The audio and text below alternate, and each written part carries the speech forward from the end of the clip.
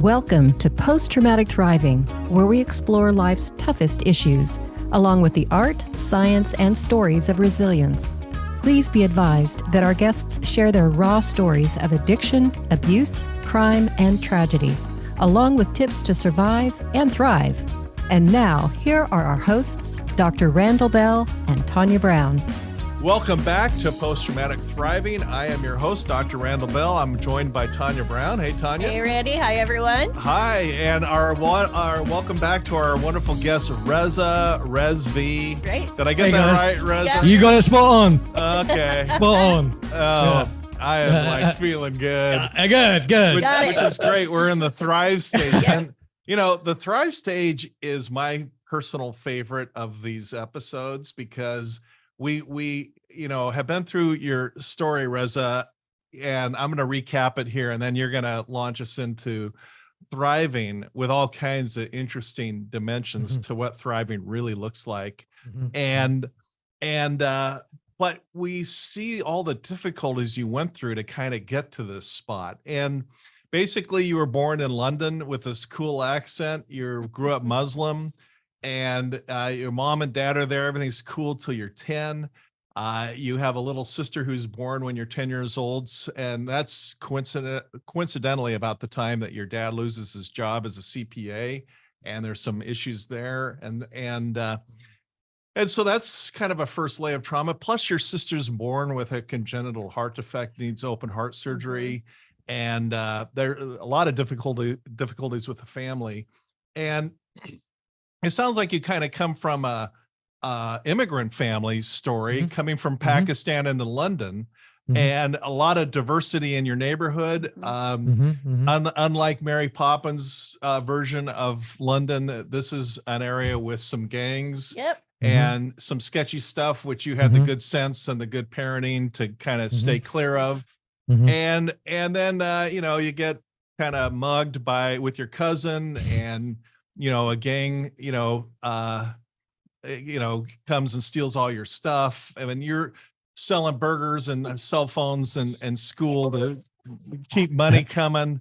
I mean, you're just relentless. You're struggling academically. That's a good word. Which is frankly a problem I can relate to, because I'm not a fast learner. I learn, but it takes me longer than others. I think it's fair to say.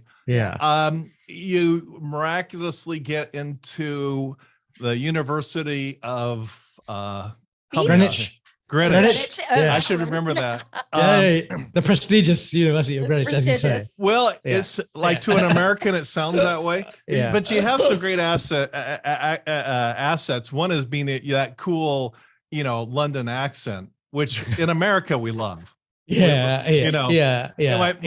My son, he said he found out that I had lived in England for a while, and he says, England, that's where people speak foreign language, but you can understand them.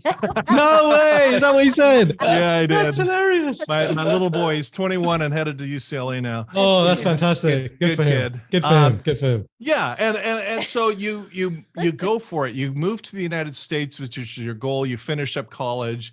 And then at flops because you basically become homeless. Your landlord turns off all the utilities because you're paying the rent, but he's not paying for the utilities. And you have to kind of go back to London defeated. And that's a very low point. Your wonderful friend Nathan, who you grew up with, your mate from way back, passes away very sadly from stomach cancer. Kieran was the friend that passed away. Oh, excuse me. Yeah. Nathan was the other friend. Nathan was the other friend who was there. You have so many friends, it's hard to keep them all. Excuse me. Yeah, Kieran passed away. That's so sad. And you want to get back into school. Your family's full of lawyers and achievers and finance people. You go to your grandpa kind of humbly and ask for the money for tuition, which your grandfather sounds like a wonderful guy to support you on that. I'm sure he saw your character. You'd never asked for anything before. So you move, you start your school in London, your master's degree, you meet up with your girlfriend. You're still with her to this day. You moved to Boston together, and but your eye is always on the prize, and that prize has a name called New York City. Right. Do I have that basically right? Yeah, you got it. You got it. Okay. Great recap. Great recap. Got it. Yeah. There's our recap, but take it away. Going from Boston to New York, you Cool. graduated with a master's. Go for it. Yeah. So as we concluded in the last session, so I'm here catching the mega buses, waking up at 5:30, waking up at 4, catching the 5:30 bus, doing interviews, some of which are lasting 15 minutes, and then coming straight back, closing my shift out at Macy's, and this continues for a few months, and then I find an opportunity at a financial institution called Mazars. Well, now it's called Mazars USA. It's a mid-sized accounting and advisory and investment management firm. And they give me an interview, and I'm like, oh my God, like financial services? Like this is like getting closer to investment banking. You know what I mean? So I'm like, oh my God, this is pretty freaking cool. So get the interview, and I do the usual, right? Grab a megabus down, and do the interview, a few rounds. Last round is with the chief marketing officer, and the chief marketing officer, I interview with her, and she said the role that I'm applying for or interviewing for is a marketing assistant at the time. So she says to me, I know that you applied for an assistant level, but I like you, and I think that that you'll do well here. How about we just start you off as an associate instead and bypass the assistant? She said, you'll get more money as well. And I was like, yeah. I was like, I'm not going to say no to that, So we sort that out, get the job offer. There's no but coming, by the way, just so you know. It actually ends with a happy ending. I know there's been a lot of like push and pull, but no, this one actually does end with a happy ending. I get the job offer, and I can't believe it. Obviously, first thing that I do is call up Granddad. Let him know that, hey, hey man, starting off with $50,000, man. I was like, it's the most money that I've ever seen in my life, and he's obviously over the moon. My entire family is over the moon. Ali is, of course, very, very happy.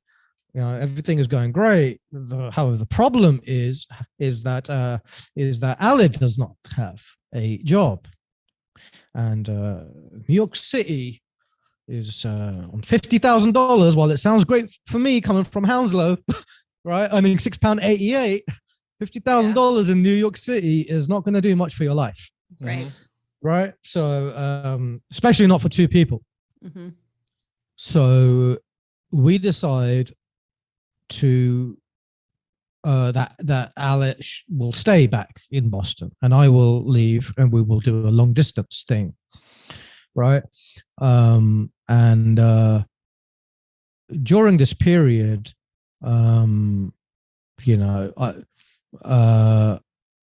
do I phrase it? I'll just say it point blank. I became neglectful, right? When I moved to New York. Here I was, I had my well-paying job, but it was in Times Square as well, which having lived in New York, I realized that Times Square is absolute hell for every New Yorker living there. But as a newly arrived New Yorker working in Times Square, like that was like the dream, right? And now I'm making a couple of friends as well. Joined a boxing gym. I used to box in England, and I started to box in New York. Started to meet a few friends there, developing a social circle. Things are looking pretty good, right? But I became neglectful of Ali during this period, right? And while we have moved past it, it's one of those things that definitely stays somewhere in her brain, somewhere, right? It's like that. It's a pretty, after everything that she did for me, and then for me to then like start my life in New York, and obviously we would still keep in touch and this, that, and the other, but it became kind of like me here with my social, and then with Ali, it kind of like did a little like inverted sort of thing, right? And it was terrible of me. It's something that I you know, I really, like, how dare I do such a thing? You know, like it makes me feel very bad, even though we've moved past it. Things are great with us. We've discussed the issue. She knows how apologetic I am. And she herself has said that, you know, there's been a lot of change. And she actually said to me, she's like, you know, when you were younger, she was like, you were really immature. You know, and We all were. And I was like, what? I was like, man, I was like, me? I was like, I was mature for my age. She was like, no, you weren't. And then she would give me the laundry list of all the things that I used to do. And I was like, all right, maybe there is some validity in your statement there. But yeah, so that was happening. So that wasn't great. And I obviously I didn't recognize it in that moment. It took me several years after Ale brought it up, right, for me to really realize what I had done. Right, in that moment, I was merrily in my world. Poor Ale, in the meantime, still working at the janitorial company, living in this crazy Brazilian chick's house. Right, it was the one that's where we were staying before I left. And her partner would often get into like domestic things, and like we would hear, like we had our own little room. But you know, I'm now living in a decent place. I lived in Queens, right, throughout my entirety in New York. And poor Ale, right, she's there alone. You know, working there, and she's also trying to hustle, like, to get back and all of that stuff. So anyway, so I'm starting at Mazars now, and you know, everything's going great. You know, and now in the meantime, also I had a business idea. Right, this is 2012. The idea came to me spontaneously when Ale and I were walking, and she was telling me about those flat shoes that women wear that can fold, and then you put them in your purse, right? So then we were just literally going on I remember it clear as day, casual shop. And then I said, well, what if you had a heel shoe that could then convert into a flat, so that when the girls go to the club or the bar or whatever, and they're lined up outside barefoot, they could just like take it out, put in a different piece, and that would resolve that. And she just looked at me like, whoa, that is fantastic. It's like, she was like, that is like, I've never heard of such a thing. Like, you need to do like, and I don't know jack about women's shoes. I just had an idea, you know, and it's an idea that I was kind of like pondering, and I didn't really have the means, but now that I was earning some money, I could start to put some money behind this. Yeah. Right. So I looked for literally zero experience in shoes, right? None whatsoever, apart from selling sneakers and sweeping floors, as we've established, right? But as far as the creation and the business, and nothing. So I literally started to Google prototype companies, right? And I found a place in Miami, weirdly, right? I wasn't actively looking for a place in Miami, just so happened to find it here. And they got talking, and he said he specializes in shoes. So I was like, oh, great. He said he has his own boots business.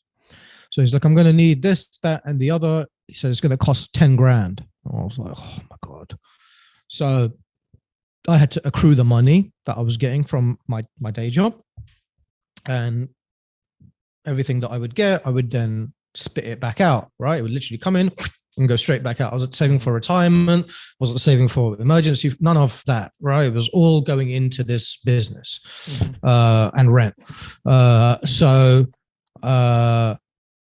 we were going through that motion, and then he said, I'm going to need some technical specs from you, technical specifications regarding the shoes. And I'm like, oh my God, like, so I realized I needed an expert in this area. So literally what I did was I Googled shoe designers.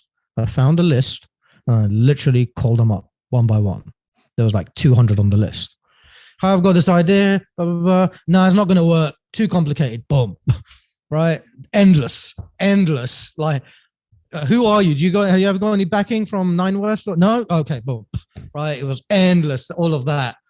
And then I managed to find a shoe designer that formerly worked at 9 West. And I just said to her, I said, hey, I got this idea. I said, let me add the caveat. Sorry about that. Reza just had a bird land on his head. Oh God. That is cute. And when Alice sees this, she's gonna say, "I can't believe you didn't put her away and you just let her I fly think it's around." awesome. And I kind of call it out in spoken word because 80-90% of our audience is just listening, not watching. Right. Okay. Cool. So I just that's good to know. Okay. Cool. That's really good for me to know. On the way into work or something. Yeah. Cool. Yeah. So I call up this girl she's a designer for 9 West, and I'll disguise her identity. It's called her Janet, right? And say to Janet, "Hey Janet, I've got this idea." I said, "I've already spoken to loads of people. They've rejected it." I said, "Look," I said, "I'm not a millionaire. Let me add that caveat right now." I said, "But I think that this idea is going to work." I said, "It's a brilliant idea, and I will figure out a way to get the money to make this work." I said, "All I need is your expertise." I said, "I can't pay you." I said, "But I will give you equity in the company if it takes off." I said, "I know that lots of people have said it's not going to work." I said, "But I promise you, I'll find a way and I'll get a factory and I'll get them to produce this shoe." And she goes, "Look, Reza," she's like, "this is a really complicated idea." She's like, "I've worked at 9 West for a very long time." She's like, "Truthfully," she's like, "I don't know if it's going to work." She said, "But I admire your hustle and you're willing to go at the shoe industry, a multi-billion-dollar industry, as a nobody and try to compete." And she said, "And just because of that," she said, "I'm willing to go on this ride with you." She was a freaking animal when it came to shoe designing. She was fantastic. The designs were beautiful. She did a fantastic job with the dimensions. Didn't take any money. Very cheerful, lovely lady. Everything was just checked. And I was like, dang, man, I just got a 9 West shoe designer on my team. Look at that. That's pretty cool. And in the back end, me obviously not having industry experience, I decided to enroll myself into shoemaking classes for women's shoes. They're surrounded by a bunch of women. Here's me coming in, sitting through a workshop, trying to figure out how to do all of this stuff, But I was like, hey man, if you're gonna enter this industry, you can't go in blindly. So I decided to put myself in that environment. And now I called up the prototype company. I said, hey man, I said, I got somebody on the team. I said that she's going to be able to hook you up with the tech specs and we can get this party started. So he goes, okay, cool. So we sent over the tech specs. He sent them back the 3D, the virtual 3D modeling of it. And he had worked in shoes, right? So I didn't really look at the tech specs in too much detail when he sent them back because I was this guy knows what he's doing. We've already given him the dimensions, right? So and takes a couple of months or something, and now he sends the shoe right in a box. Oh my god, it was this is over a year or almost 2 years in the making, right? Because I had this idea in 2012. So I've had this idea since I was at the business school. And we got the package, and Ali is obviously there, and she's really excited as well. And get the brown box, says fragile on it. Sit down so delicately, opening up the box, everything, and I open up the box, and I absolutely lost it in a bad way. I open up the box and I see a shoe that I've spent 10 grand on that wouldn't even fit a human foot. This was the shoe right here. Oh, wow. Right. So what I'm looking at is oh my God, kind of a shoe, but and it looks like nothing I've ever seen. Yeah. And it has this was the heel piece. Breaks off. Yeah. Yeah. Oh, yeah. wow. So he sent me this little thing. $10,000 shoe. And it's flimp. Look at it. Oh my gosh. All right. Oh. Spent 10 grand on this. Okay. And I was like, I get him on the phone. Yeah. I would have done it for $5. Yeah. That? This is worth $5. Yeah, $5. Yeah. Okay, it looks so pretty bad. So I get the guy on the phone and I absolutely rip him to shreds. What the F is this, man? I was like, this doesn't even fit a freaking human. I was like, I paid you 10 grand. And his response in one line, you approved the tech specs. He said, not my problem. And I was like, God. this guy. I was like, yeah. I said, I approved the tech spec because you told me you knew how to manufacture shoes. So I thought you could at least manufacture it so it fits a human. Right? Yeah. And regretfully, he didn't. So What a obviously, that was my first lesson in life. I think one of my first lessons in life, which is don't ever trust anybody, even if they say that they know what they're talking about. Always do your own due diligence. Yeah. Always, never go through just blindly. Go ahead, Ren. I think And you had a question. there's a whole industry set up for wannabe authors, or I don't want to say wannabe, that's a derogatory, but new time authors, new time business owners, new time entrepreneurs, new time inventors. Yeah, And there are whole entire industries set up to scam people that are going into something for the first time. It sounds like you kind of learn that the hard way. Yeah, regretfully, but sometimes you have to learn the hard way in order to rectify the issue permanently. Yeah. And that's what happened. But I didn't give up. So in my mind, I knew I had a brilliant idea, and there was a person called Tanya Heath who had an idea where you could have a boot that wouldn't convert to a flat. So that was the niche element of my idea, is that it could go from a heel to a flat. Tanya Heath's idea was just a boot where you could swap out the actual boot to have different colors. So it still remains up, right? That's the difference. Now she secured $1 million on Shark Tank Canada, right? Wow. For that idea. Every single person I know is telling me you need to go on Shark Tank with this idea, or you need to go on Dragon's Den. That's the UK equivalent of Shark Tank. And I'm like, look, guys, I was like, I've seen the show. I was like, the first thing that the dragons ask is, how many sales have you got? Yeah. I was like, you don't have any sales? I said, they're just going to rip me to shreds, and that's going to be the end of it. I said, it's just not worth it. Now, in the back end, I thought it was a solid idea. So I decided to look into how to file a patent. I knew nothing about IP law, intellectual property, any of that. I did the same thing. Went to Google's Your Best Friend, literally learned about it, just started to reach out to different IP lawyers. And I found somebody who could do the patent. So he sorted out everything for me. And in the meantime, I'm now trying to find another manufacturer who can create a better heel shoe.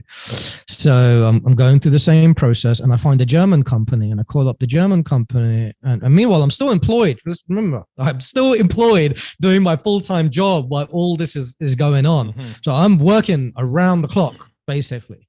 Right. And I'm working on this in my lunch while I'm in the financial services job and all of that stuff. Right. So, but it's a brilliant idea, and I think I believe in the potential. Right.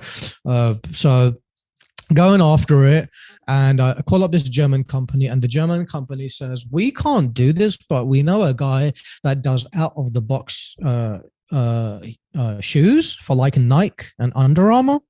And perhaps he might be able to assist. So gave me the number, and I called him up. His name was Norbert, right? Thick German accent, the thickest that you could ever imagine.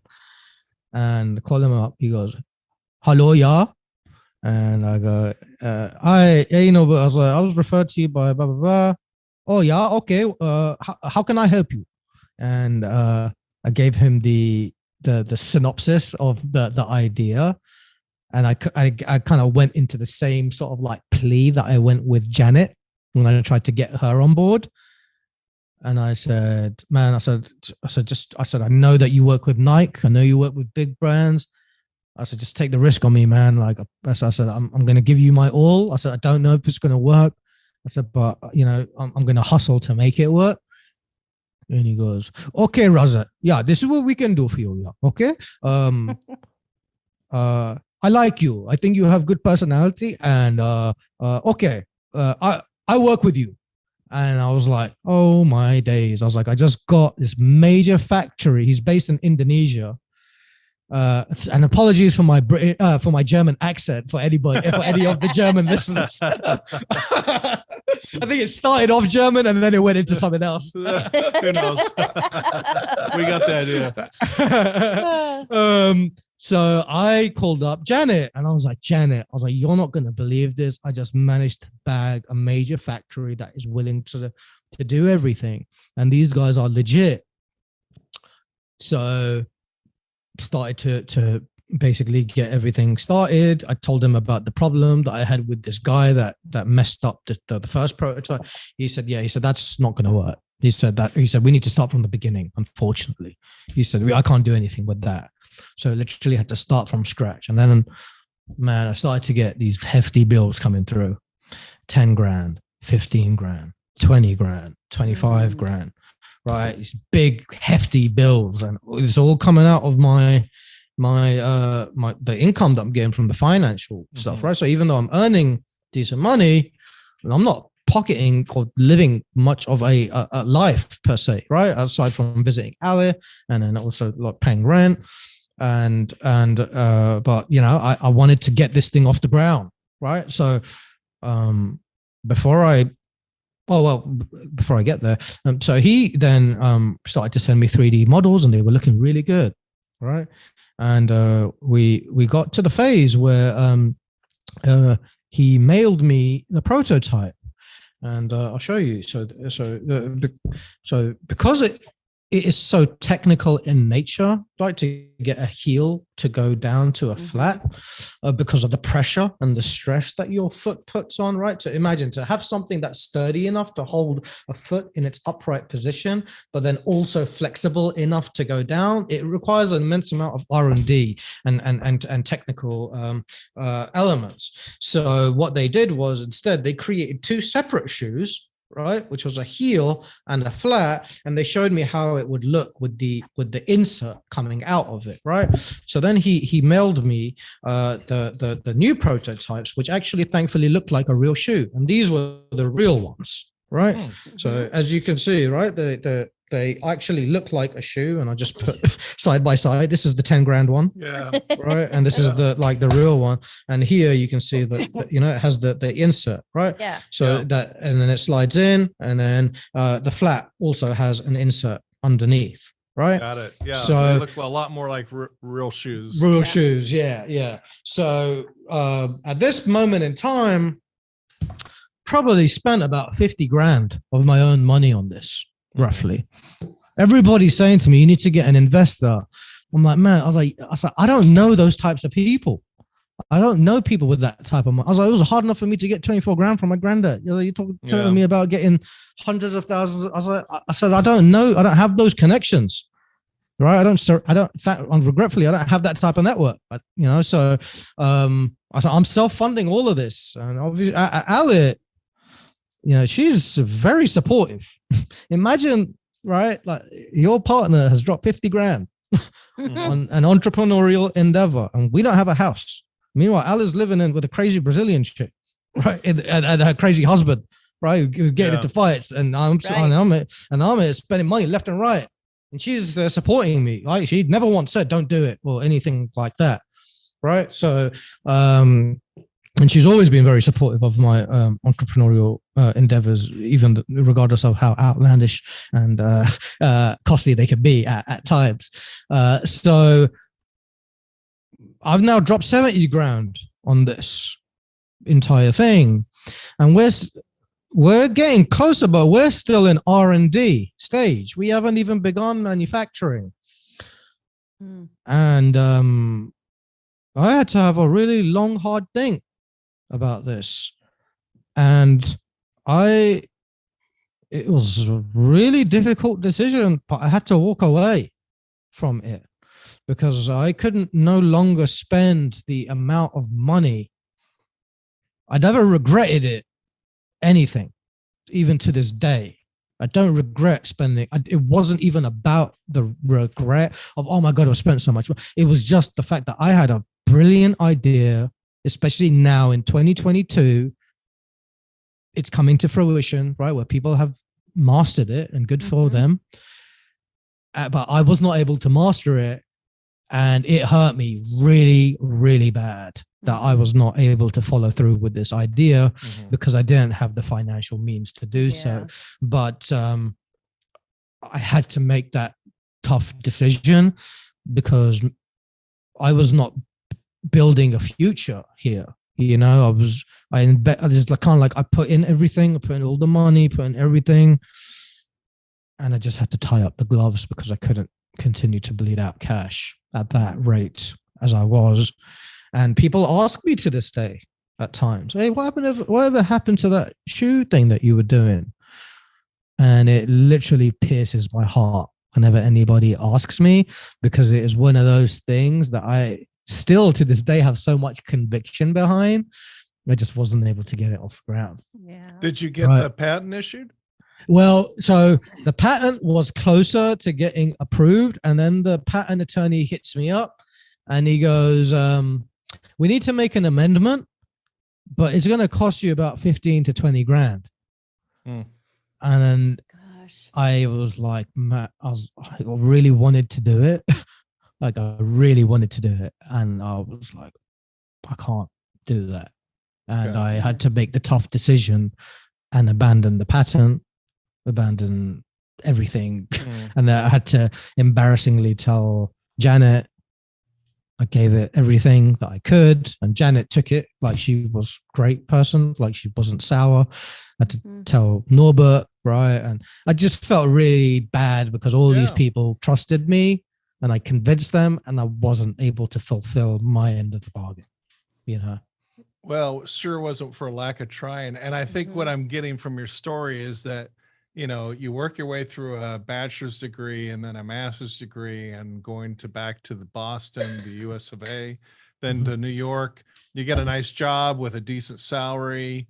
You're working in New York at Times Square. And a lot of people would have arrived there and said, I'm done. I'm going to live the life here. You know, my girlfriend will get her job and we'll kind of set up shop here and just kind of coast. But you're always looking over the next hill. You know? And I like it's funny. I joked with Nathan recently. I was like, maybe I need to get therapy or something, man. I was like, I always do this. I said, I am always chasing, and we'll get into this as we go. Like, you know, like I decided to write the book, right? I didn't need to write a book. I'm always trying, and I'm just an entrepreneur at heart, right? And I like to invest in myself. And I think a lot of people are afraid of investing they'd rather invest in Gucci and a Lamborghini and fancy cars than take the risk of investing in themselves. And there's a chapter in my book called The 3 Biggest Dream Killers. And the number 1 dream killer, I'll give you a sneak peek, is overthinking. Because most people fail not because of true failure. They fail because they have shot their own dream down before they've even given it a chance to flourish. Not anybody else, themselves. Oh no, who am I to write a book? I don't have 1 million followers. Who's going to read that? You make up all these excuses. And you just tie up the gloves before you've even given yourself a fair shot. And I just don't conduct myself in that manner. Yeah, I get it. And a lot of people would have been very satisfied with what you had, but this went belly up, but you know, it's cool that you went for it. I'm sure you learned a lot. Again, I learned a lot. Again, it's a goal. It was an idea. How many ideas have I had, and how many have lied dormant? You know, so kudos to you. You have an idea. You acted on it. Right. You were tenacious once again, and now you're writing a book. So everything it's pretty interesting how you're always looking forward and wanting to better yourself. It's pretty cool. Thank you. What came next after the shoe thing? So after that, I continue to just do my job, and then something else happens. And there's a little bit of a dent in the story once again, because now my sister's arteries are not growing with her heart, and she now has to have open heart surgery for the second time. with the same risk level as before of death. So I've been in the job for about 7 months or so, and behind the scenes also the manager that I had was not great. We had problems, right? I loved everything about it, and the chief marketing officer, other people were great. My direct manager was not great. Supreme micromanager. She used to get annoyed because I would leave. Like, my job is 9 to 5, and I would leave at 5, and she would get annoyed at me for leaving at 5 because she would have to stay till 8, 9 o'clock doing her job, and she would like find different things. So, when I was alerted about the news, I needed to get back home, right? So I spoke with the chief marketing officer, and I said, this is the story. And so I need to go back home. And naturally, they asked how long. I said, that's a difficult question for me to answer. I said, I need to go back for as long as it takes, basically. I said, and they said, because you haven't been with us for longer than a year, we can't grant you more than 1 to 2 weeks. And I said, that's not going to be enough. So I said, all right. I said, I'm going to have to hand in my resignation then, because I need to go back home. I wasn't going to, regardless of the relationship with my sister and all the things that I mentioned previously, like, yeah, I'm not going to not be there for such a major event in my sister's life. Right. Yeah. So on the back end, I'm trying to look for another job, right? Because I'm about to let everything go again, right? This involuntarily, right? Because of the state of the situation. So start to look for other jobs, and I find a job that is a wealth management. Now I've now advanced from accounting and advisory to now wealth management. I get an interview. This firm is based on Park Avenue and 57th. So I'm stepping up in terms of the location as well in New York, right next to Fifth Ave, right? Yes. Where all the big Chrysler building and all of that. So I have a grueling round of interviews, the most grueling that I've ever had in my life. So I had to present case studies and all sorts. And they offered me the job, and I explained to the CEO who was in my interview what the deal was. I said, I'm going to need to go back home. And they said, don't worry. He said, we're going to wait for you. And I was like, nice. No way. Nice. He was like, yeah, he's like, take all the time you need, come back. He's like, just going to be waiting for you. And I was like, oh my God, this is fantastic. Yeah. So that evening, that weekend, they called me back within 24 hours of the interview, basically, and they scheduled a breakfast on Saturday to go over the offer and all of that stuff. And they offered me 65. So now within 8 months, I went from 50K to 65K, just like that. And I was like, man, what is this life?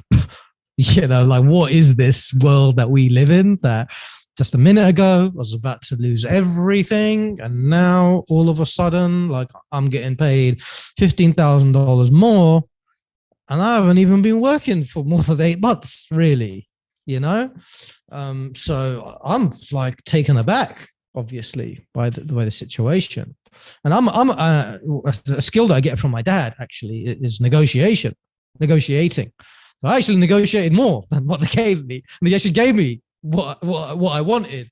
So I was like, oh my God, what a blessing. And now I was telling my employers at Mazars, right, that I'm getting closer to leaving. And what they actually said, my manager at the time went to the chief marketing officer and told her that I was lying about my sister's operation just so I could leave for another employer. And I was like, oh my days. Like, she literally thought I made the whole thing up.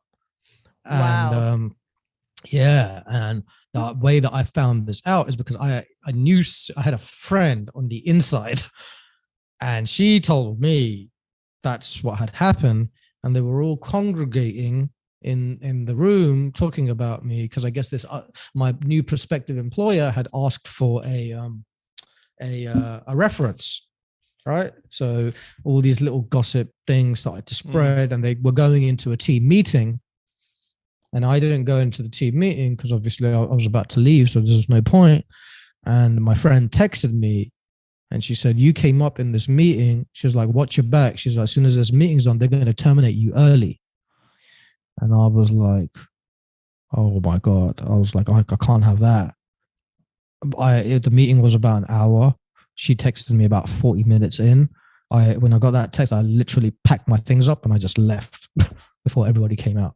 And I vacated the premises. But I couldn't believe that somebody thought that I would go to the extent of lying that my sister's having open heart surgery because I didn't have the balls to tell them that I was going to another employer. Like, how outlandish and outrageous is that? So yeah, I left. Went back to London. Thankfully, the employment is secured, so that wasn't a concern. And what I failed to mention, however, is that by March, Ale also had gotten a job. So now Ale is in New York with us. Nice. So we're matched once again, and everything is great and all that. So from our relationship perspective, thankfully we lasted the temporary separation. Mostly down to her because, as I mentioned, I was not the best partner during that period. Fortunately, technology and all of that has evolved drastically since my sister's first operation. And while the risk of death was high, the operation went smoothly, thankfully. Good. And now she's doing very well in life, and thankfully operating normally, and very smart, bright, talented, and has a great job. And she actually graduated with a first-class degree, which is basically a 4.0 GPA earlier this year. So awesome. I then go back to my job, my new job. And I'm doing pretty well there, right? So my role there was basically to close the prospects. And I had a pretty good knack at building relationships with people. And it happened very abruptly because the person that was originally responsible for it had left. And then I just became the next in line to take it over. And people would tell me anything. And I would ask very personal questions on the phone call. And my boss, who was one of the owners of the company, she would say, Reza, she's like, I don't know how you do it. She said, but people will tell you anything. Imagine, this is a first call. I would find out how many kids they've got, how much money they have in their retirement account. Do you have an estate plan? Do you have 529s? Right? When are you planning to retire? Right? What's your income? Is that bonus? What's your rent? What's your all of these things? And they would just tell me everything. And I would never once pitch the company until the very end. I would always listen, ask questions, and everything was going very favorably. And then I started to develop some dissatisfaction with what I was doing. I had now checked the box, right? I want to do this, and now I'm doing it, and I'm like, I don't know if I want to do this anymore. I'm not doing bad at it. I'm getting paid decent, but at this point, they were paying me a decent amount of money as well, right? So I'd gotten significant raises throughout, and from a financial perspective, everything was great. But personally, I was just not really feeling it, and I decided to do a bit of self-reflection of kind of what do you really want to do, man? In life. And at that moment in time, I became really passionate about health and wellness, right? Just from a science perspective. And I really enjoyed how the body works and all of that. So I was like, you know what? I think I want to be a personal trainer. Imagine going from wealth management to personal training, right? So I decided to follow through, and I ordered all of my study material. I did my due diligence. I figured out what I wanted to do, and I had a call with my dad, right? And I called up Dad, and I was like, "Hey, Dad," I was like, just want to let you know, I'm going to start to explore something else. And he goes, "Oh yeah." He's like, "What's that, mate?" And I go, I think I'm going to have my crack at personal training. And he goes, "You fucking what, mate?" He's like, "You've got an MBA." He's like, "You've got an MBA and you want to do a shitty little training job?" He's like, "Have you lost your freaking mind?" He's like, "What is wrong with you?" I was like, "Yeah, man." I was like, "I'm just not feeling it, man." I was like, "It's not all about the money." He's like, "Oh yeah, it is, mate." He's like, "It's all about the money, mate." Yeah. Right.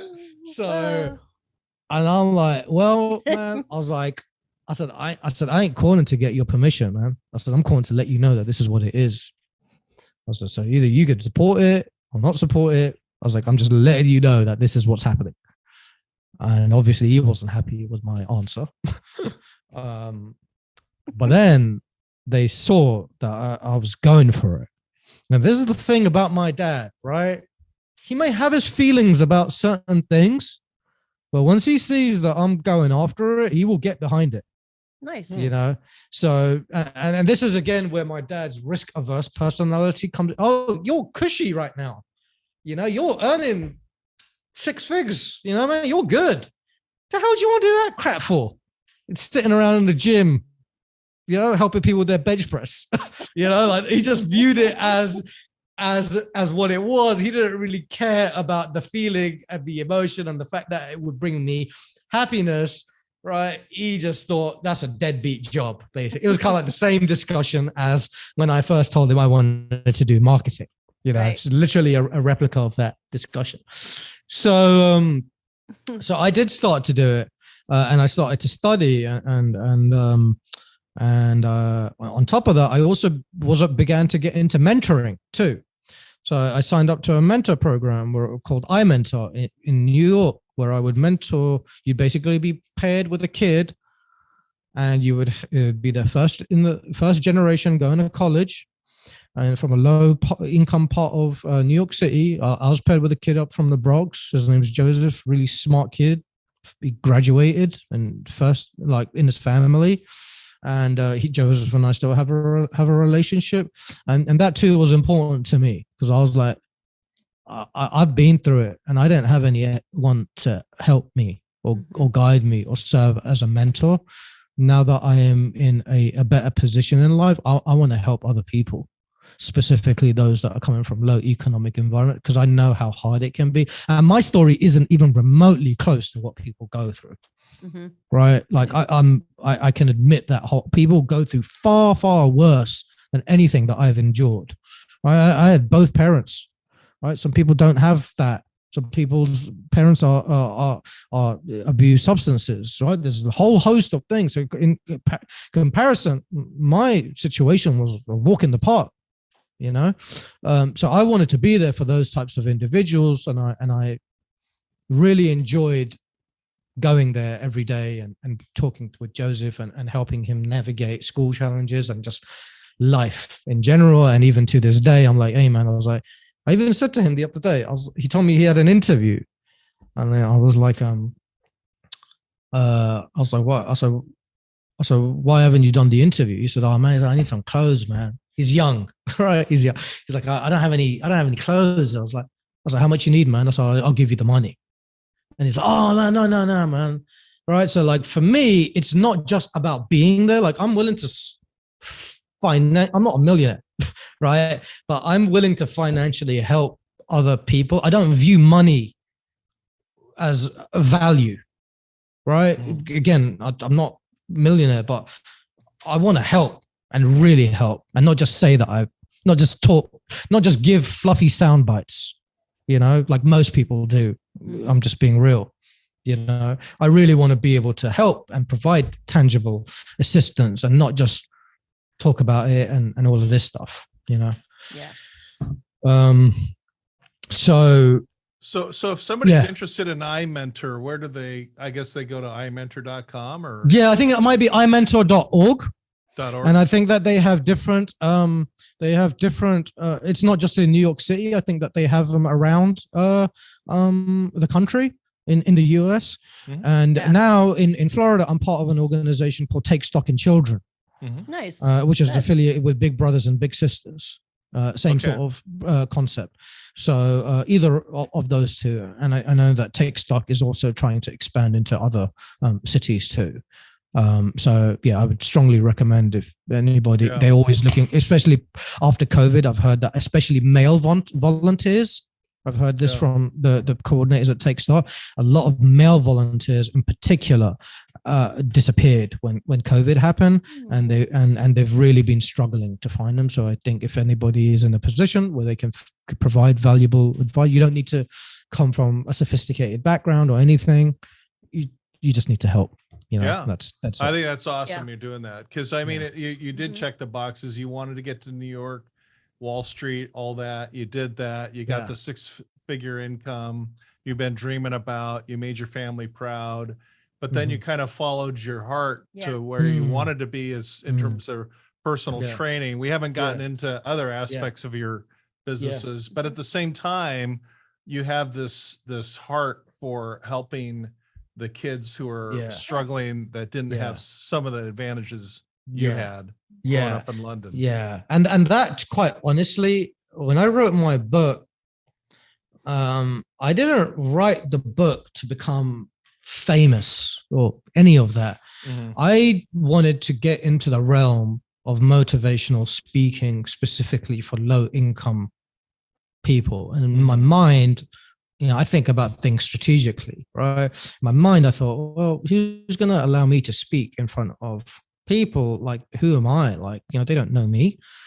And in my mind, I was like, I'm going to write a book. I was like, that way I can talk about my story, and then that will then give me a little bit of credibility, and then I can then leverage that. This is how my mind sort of worked. Is that I can leverage that and then go to different schools and institutions and try to speak to people. Like, my big aspiration, if you have anybody listening, is to become a TED speaker. Like, that is really like one of the things that I would love to do, and just talk about these things. And within the book, I really go, not just talk about my story.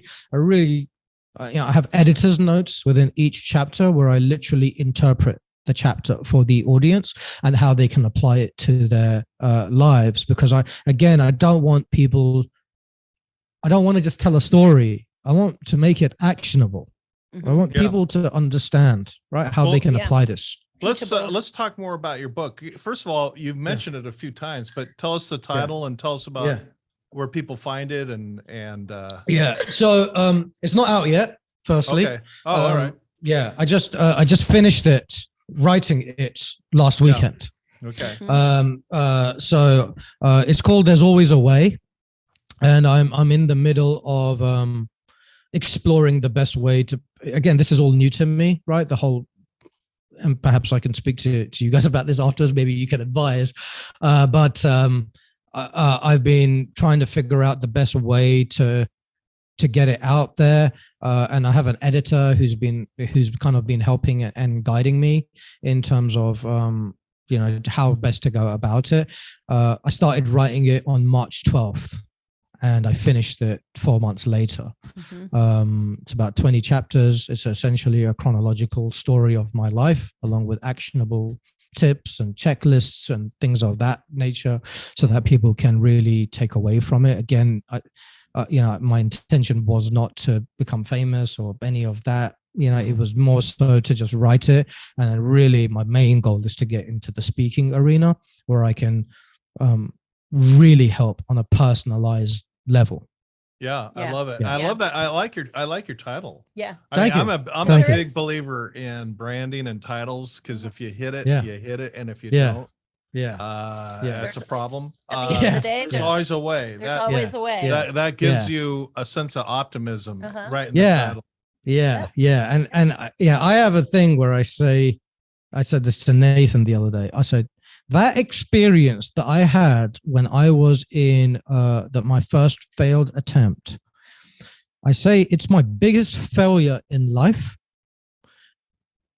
but it's also my biggest accomplishment in life. Mm-hmm. Because when I walked out of that situation, and perhaps this is not a good thing, but I literally walked out of that situation and I felt I'm bulletproof now. Right. Yeah. There's not many things that are going to phase me after enduring that. And I was speaking to Nathan not long ago, and I said to him, in my opinion, I said, everybody needs to get burned once really bad. Yeah. Because through that come the learning lessons. Like I always say, don't tell me what I'm doing good at. Tell me what I'm doing bad at, because that's the only way that I can improve. And it's only through failure can we really understand and take away lessons. And unfortunately, throughout school, specifically for young men and women, through academia, we are in our minds coded to believe that failure is inherently bad. You see a big red F with a circle on the paper, bad, right? And it's ingrained in us from such an early age, and therefore people naturally associate failure as being negative. I do not view failure. I view failure as stepping stones. Yeah. And there's also another saying that people say, which I strongly disagree with. You know, everybody says, "Oh, hard work always pays off." I said it doesn't. It doesn't always pay off. Yeah, sometimes you flush it. Yeah. Yeah. But I'd say that there's a word missing from there. That's the hard work and persistence pay off. Most people, if they failed as bad as I failed the very first time, they probably would have never have gone back a second time. Yeah. And I think, true. The question then becomes, how bad do you want it, man? You know, like how bad do you want what you're going after? Because regretfully, again, within the book, I have a very real perspective. It's not a rosy perspective on life. And I think that a lot of motivational speakers in particular, they paint this really rosy picture of how you can be anything that you want to be, and they leave out the fine print, right? Of all the sacrifices and the grit that it takes to get there. And the other thing is they spread a lot of the, and I'm not naming anybody in particular, but they spread this gospel, right? But I think a lot of these people, they wait until they reach the pinnacle of success to write a book. They don't write it while they're going through it. I'm going through it right now, right? I got laid off not long ago. I talk about it openly in the book, right? I got laid off. You know, I'm not writing. I'm not flying around in a private jet while my secretary, organizes my calendar. You know what I mean? And I think that a lot of people they need to understand more the realness behind like chasing after your dream. And I believe anything can happen, and I do believe that there is always a way for absolutely anything in life. But it requires an immense amount of sacrifice and an immense amount of perseverance, and above all, an immense amount of discipline, personal discipline, right? Are you going to be willing to fight through challenges, right, that you're facing or not? Because if you're not, and you dream of being an entrepreneur, you might as well tie up the gloves right now. Yeah. We could be motivated all day long, but if we're not dedicated, and if we're not disciplined, if we're not persistent and consistent, it's like you can be motivated. I'm motivated every day, it's like, but if you don't put it to work, if you don't put it into action, then it's just motivation. Well, for sure. Tell us more about, I know that you are the CEO and co-founder of Haymaker Media. Yes. Let's talk about, is this a good time to talk about that? Yeah, sure. We can, that. So I was doing the training stuff for a very long time.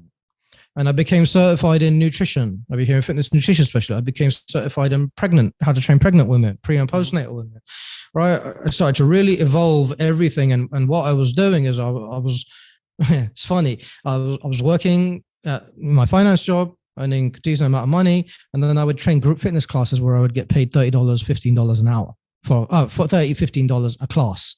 Mm-hmm. Right. So to put it in perspective, right? Like, I was getting this and I was breaking my back, waking up at 4 a.m. to train a 5:30, 6:30 a.m. class. And then I would do my full-time job. And then I would train the 7:30 p.m. class. Right. Wasn't doing it for the money, was doing it for everything else. But the fact of the matter is, right, is again, right, financials do come into play, right? Because you have to also live your life as well. And for me, I was doing all of this stuff, but I wasn't really able to, I wasn't seeing that I was getting the level of income that I needed in order to do this at a full-time level. So one thing that I'll mention before we pivot to the agency, if I may, is I had another crazy idea, right? When things were going too slow for me on the training front, I decided I wanted to open up my own gym. And I researched extensively and I started to look into real estate and I found a partner as well who was willing to go in it with me. And I did all the research and I was about to put in a lot of money, which made Ali very, very nervous. She was not happy with this endeavor, to say the least. She was like, oh my God, this is a high risk. This is everything that we have. I was willing to put it in the gym. I was going after it, but I was also in the back of my mind, I was thinking about Ali and I was like, I know that she's not 100% on it, but nonetheless, she was being supportive and then COVID happened and that dream went out the window. For sure. Right. So then I at this point I had moved to Miami because Ali wanted to be closer to her elderly parents and I wouldn't bat twice of moving to Miami. I always wanted to move to Miami. And it's just so ironic that 10 years ago I was homeless and I ended up back in the same place under very different circumstances.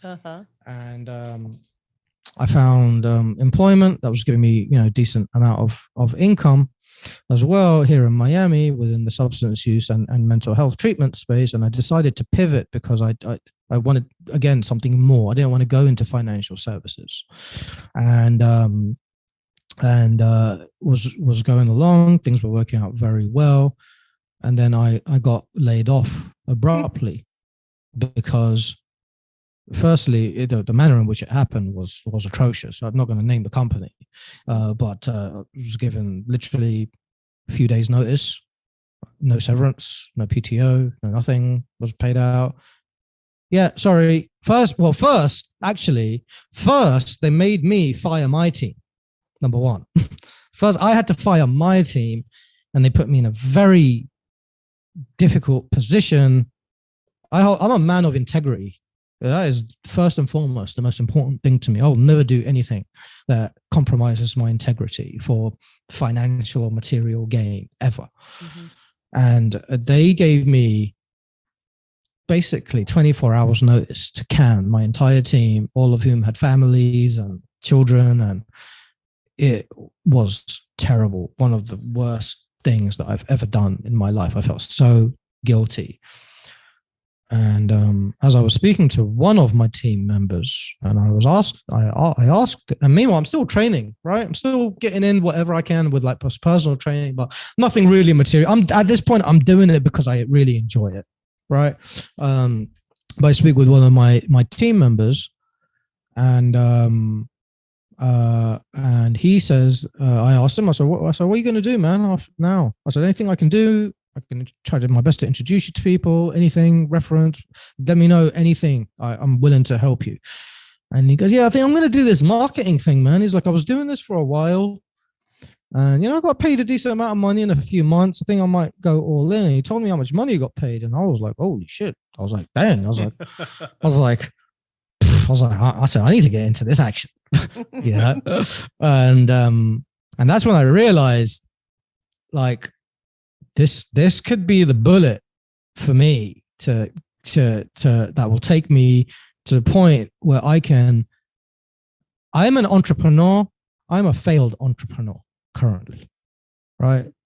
Because at this moment in time, I've attempted so many things. In fact, Ali, not long ago, was saying, she's like, you've thrown so many things at the wall. She said, and nothing has stuck. She said, this is the first time in 10 years that you have found something that finally sticks.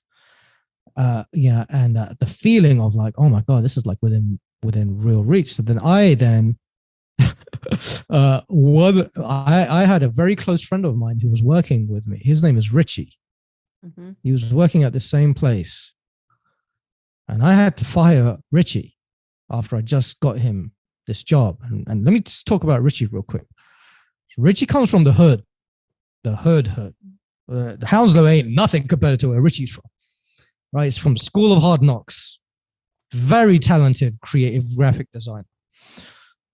I had an opportunity on my team, and I managed to convince my manager to give Richie a shot because my manager trusted my judgment. So I managed to get Richie basically a full-time corporate job. He was like me when I moved to New York. He's like, oh my God, man. He's like, I'm actually like, I've got a corporate job now. I'm earning like decent money, like he's never seen that much money before in his life. So then to fire, this is my friend, right? Like close friend. I'm like, Rich, man, I'm sorry, man. I was like, it's not my decision, man. And he didn't take it personally. And that hurt me. And then I spoke to my other colleague who mentioned this marketing thing. And then I called up Rich. I was like, hey, Rich. I was like, I got this idea, man. I said, you're a creative mastermind. I said, I've got like the marketing strategy brain. I said, how about we create our own marketing agency and we just go at it full time?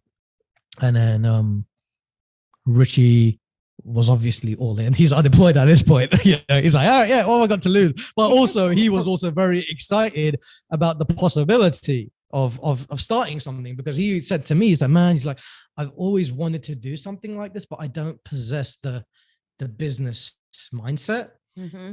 He said that you're in this with me and you can kind of coach me on certain things and I can cover the creative and I don't possess the creative.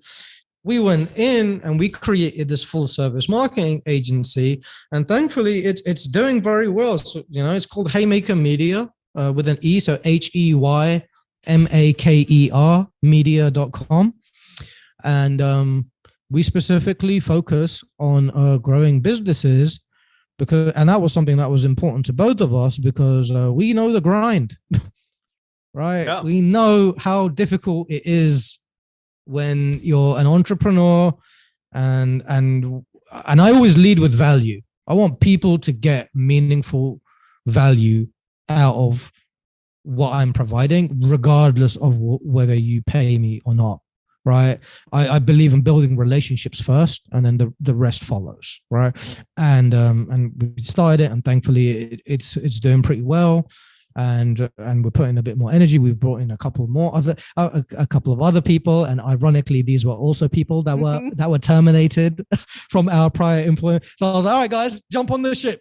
So all these people that were sort of like in the same position, and this is really important for me, right? When people ask me, what's your definition of success? For me, people say it's lonely at the top. I say there's room at the table for everybody to eat. It doesn't need to be lonely at the top. Like for me, it's important that people around me are leveling up with me as I level up. And that for me is my definition of success. And it's funny because I was speaking with a really close friend of mine, and he said, man, he said, I look at you, man. He's like, you're successful, man. He's like, I want to be like you, man. And I was like, whoa. I was like, you so there's some dude behind me? Like you talking to me? I was like, bro, I ain't successful, man. I was like, I appreciate you saying that. but but I said, I'm not. I said, I'm just here grinding, just like everybody else, putting in the work and just trying to be the best version of me, and trying to live a happy life that is not driven by money, right? I was earning a decent amount. It did not create happiness.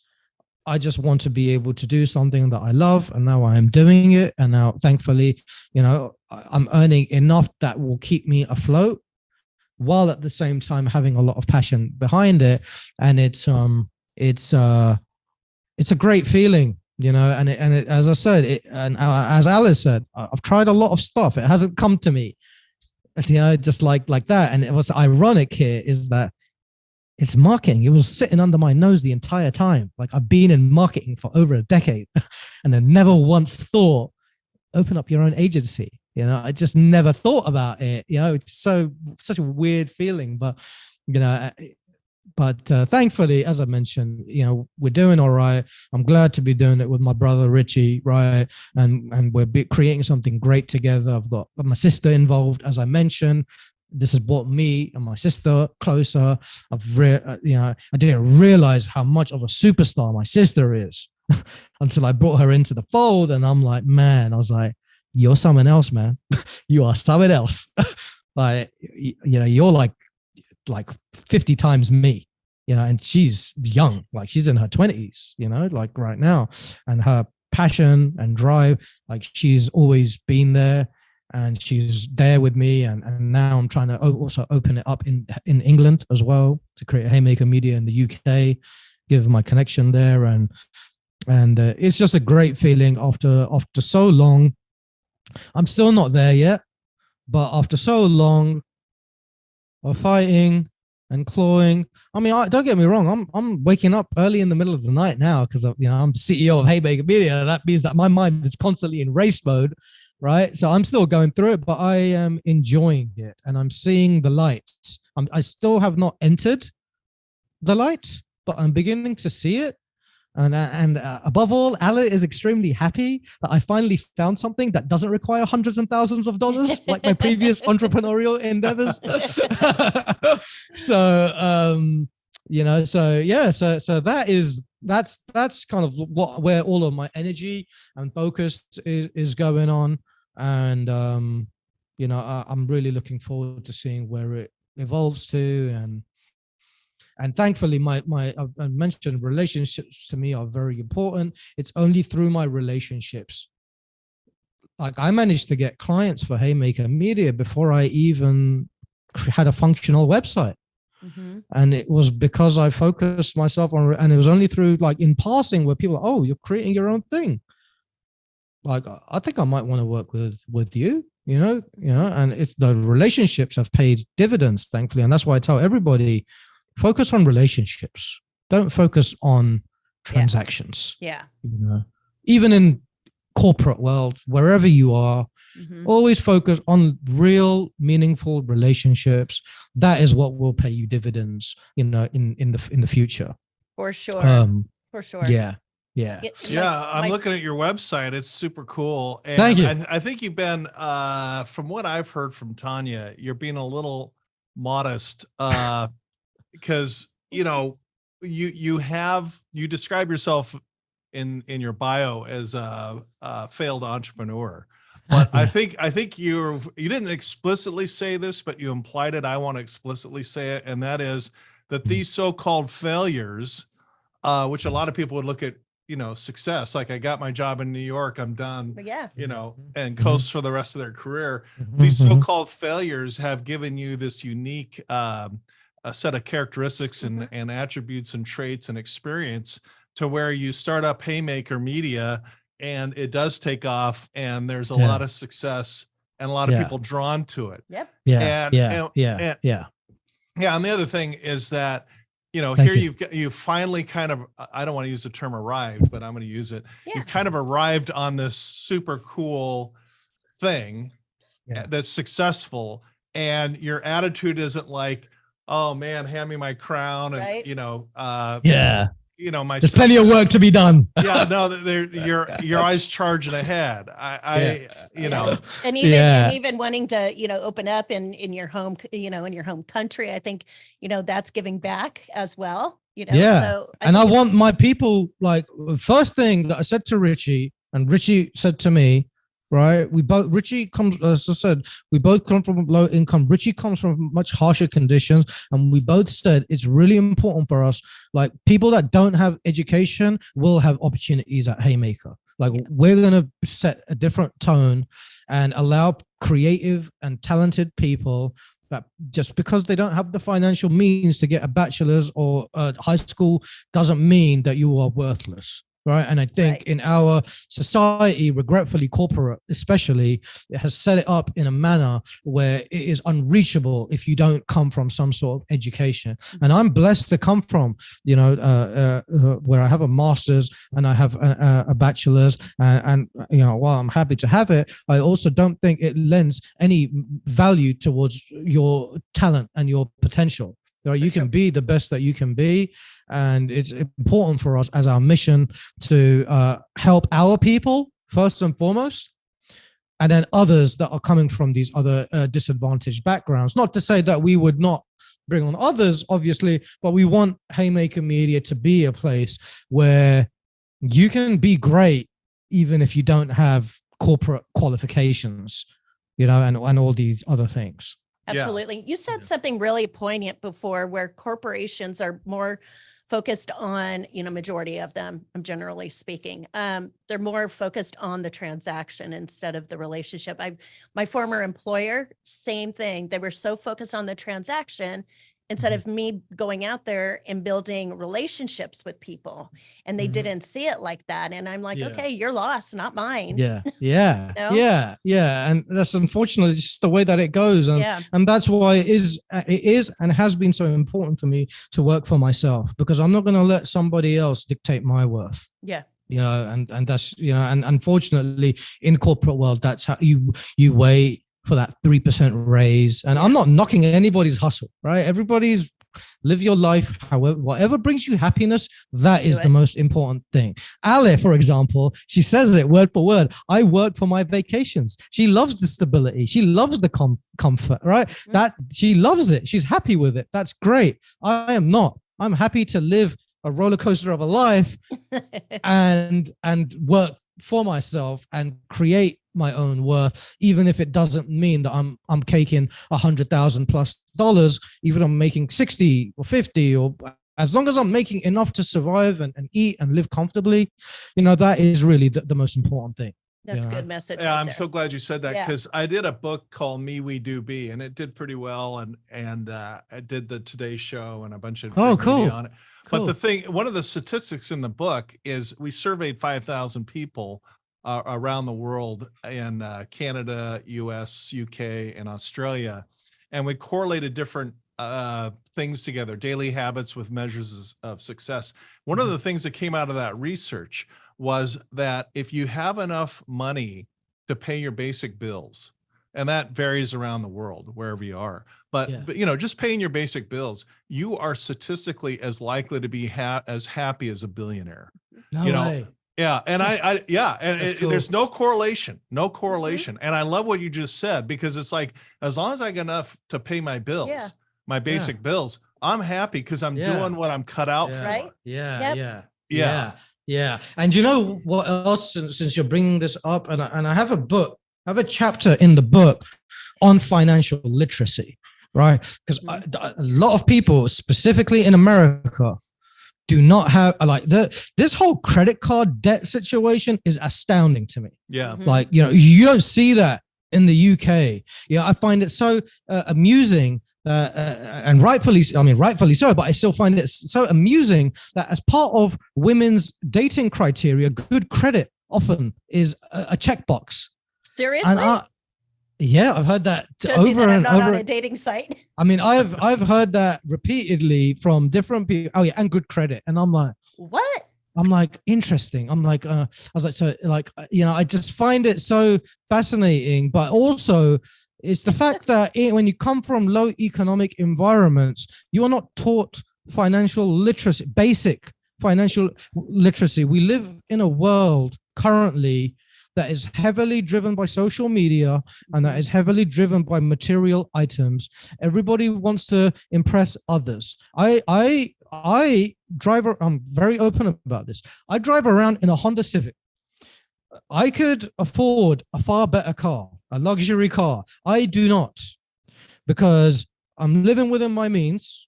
And I think that basic concept is so difficult for people to understand.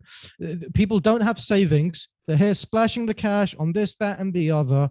And they're not really thinking about their future. They're just thinking about the now, right? And the future doesn't mean to be an entrepreneur or whatever, but like just getting into like debt without really thinking about the ramifications, the future ramifications of, for example, if you want to buy a house or if you want to just do anything, right? And you've created this sky-high debt and you're literally playing catch-up for decades because we weren't taught basic financial literacy. And it's not of the fault of people, in my opinion.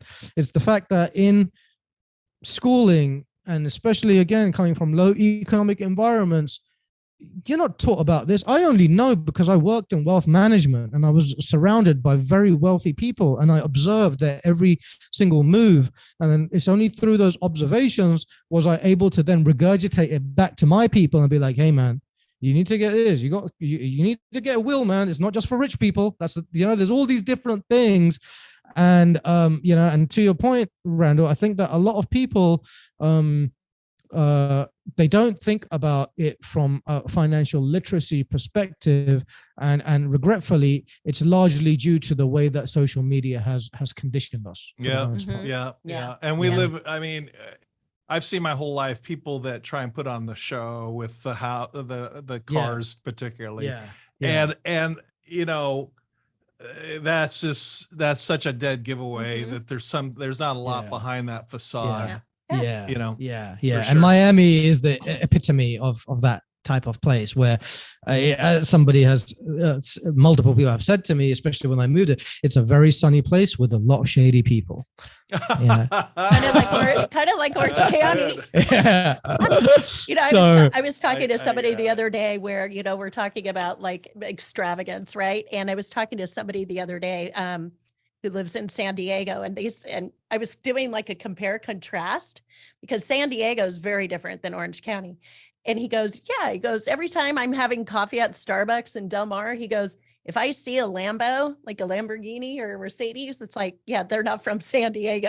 It's just different. Here in Orange County, everything's very flashy and everything's like out on the table. So, I think, to some people, success is one thing, and to another, it's if it brings you true happiness, that's fantastic. The fact is that it does not. You do it for other people. Right. Yeah. Most, well said. at least. Well said. That's true. Before Reza, before we let you go, I'm glad we ended our ending on kind of a high note of Haymaker Media, because that sounds it is brilliant. You've got a lot of understated success there. But there were two things I wanted to kind of go back to a little bit and address with our audience. Yeah. I have two things. The first one is, I know you went through a period where you got really overweight. Yes. Can you kind of talk Sure. through that? Yeah. Thank you for mentioning that. I completely slipped my mind. So, so this happened 2 years ago, roughly. So it's a very sad story, firstly.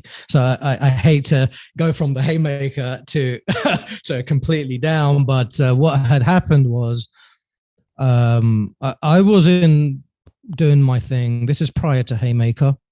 I'd already moved to Miami. My dad calls me up. This is we're in the heat of COVID, right? That's all-time high, and not sure if your viewers or listeners are aware, but the UK got absolutely hammered by COVID, similar to New York City, right? And I think of New York City, and that's exactly what happened in London, except due to London's government, they handled it very poorly, and it just got absolutely out of control. So my dad calls me up spontaneously and he says, your grandparents had a fall, and they both were they were both we had to call up the ambulance, and both have been admitted into the hospital in different wards because of COVID. He said, it might not be a bad idea for you to come. He said the other thing also is that your granddad had a stroke last night and he became unresponsive. So obviously I didn't bat an eye, I was like, okay. I was like, I'm going to be there. This is, my grandparents, this is my time for them to be there for them, as they were for me. And I didn't care about my health. I didn't give about COVID. I didn't give a crap about anything. Booked an overnight flight. And at this point, like, planes were like, they were hiking up the prices, right? Because they were at low occupancy. I paid a ridiculous amount. I paid like, I think $3,000 or something like that for an economy ticket to London, but I didn't care about any of it. And Ali also is very family oriented, and she too was like, "You need to go," like, and I went, and came, quarantined, all of that, and then my employer at the time was I didn't ask. I told him, I said, I'm going back home. I'm going to be going back for a while. I said, like, take it or leave it, basically. Yeah. And the employer was thankfully very reassuring with the situation, and said, yeah, that's fine. If you could just check periodically, email, so on and so forth. So my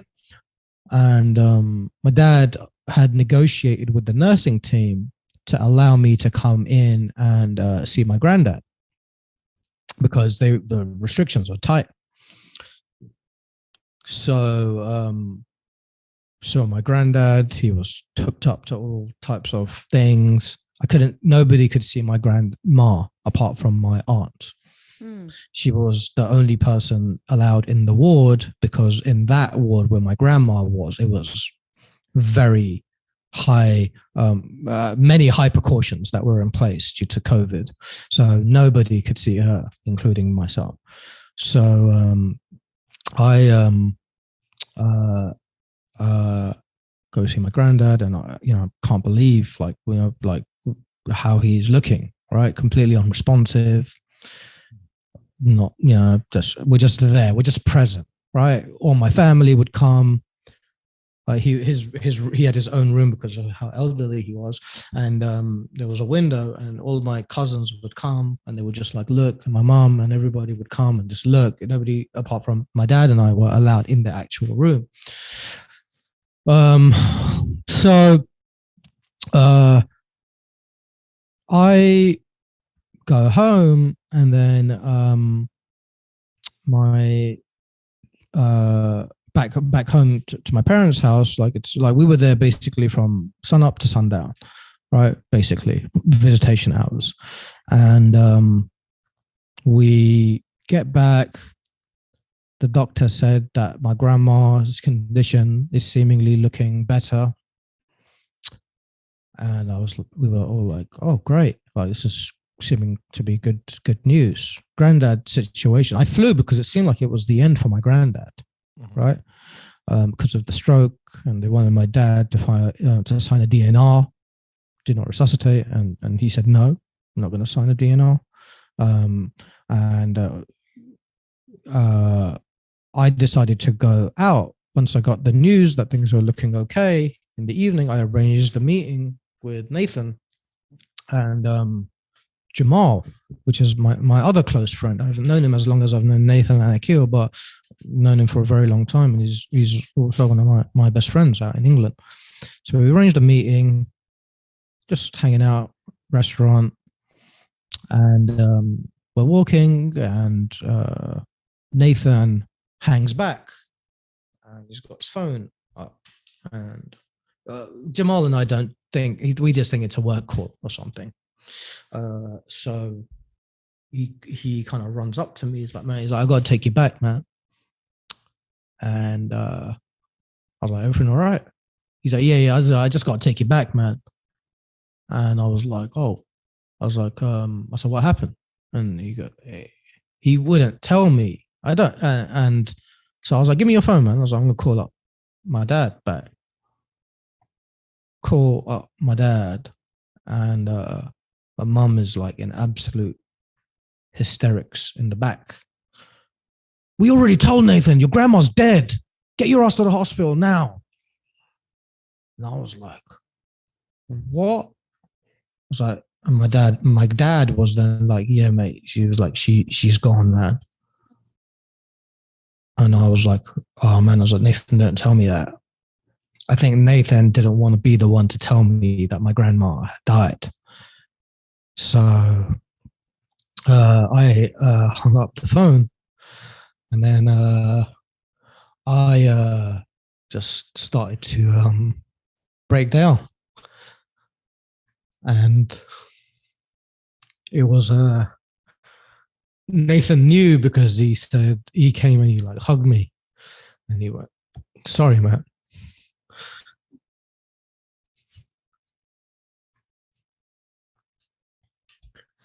And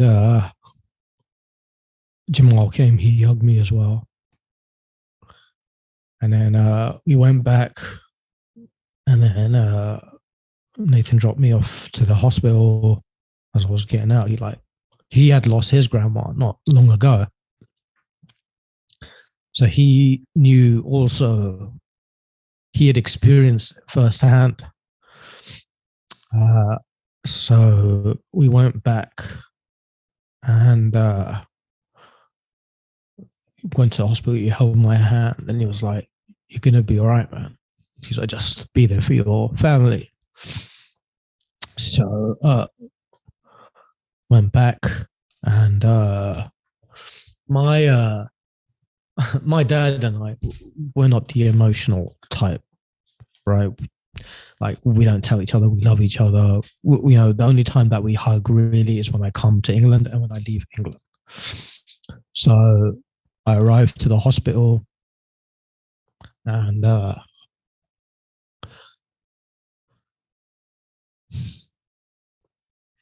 first I saw my dad.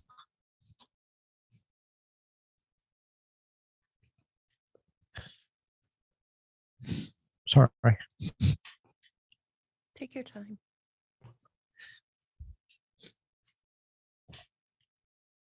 And we hugged pretty tightly, and he was crying profusely, and I was like, with all my I've never hugged my dad like that. I was just like, really like, just with all my strength holding him. And I said to him, I was like, you did everything that you could, man. I was like, you couldn't have done anything else. And then I saw my aunt, who was the one that was looking after my grandma. She, of course, she is the emotional type. She was very, and my mom is also the emotional type, right? They were all really upset. My aunt especially was like really like breaking down, and I said the same thing to her. I was like, you did everything, you were there. I said, that's the most important thing. I said, you were there for her, and that's all that matters. And she's going to be all right. She's a very spiritual, religious woman. I was like, we are the ones that need the prayers, not her. Mm-hmm. And obviously then my mom was just making my way around to everybody, and then we saw her and my grandma. We were allowed to go in, and we all saw her in the hospital bed. It wasn't a great feeling. And then the next day, my granddad is feeling a little bit better. Now he's awake. He's very edgy, and we had to. We were having like a family debate as far as whether we should tell my granddad that his wife has just died, and they have been married for I don't even know how long, well over 50 years. And we didn't want to tell him because we felt if we told him he would die from the news. But we couldn't not tell him that his wife had died. We just morally, we didn't think it was the right thing to do. So the next day, we all went to my granddad's ward. It was me, dad's sister, my aunt, her 4 kids, my mum and my sister. And we were checking with the nursing team. Are his vitals okay and all that? I want to make sure that all of that stuff was checked out so that we could tell him, well, at least his heart was beating and everything. And they said, yeah. So then they allowed my aunt to come in as well. And everybody is like looking outside the window.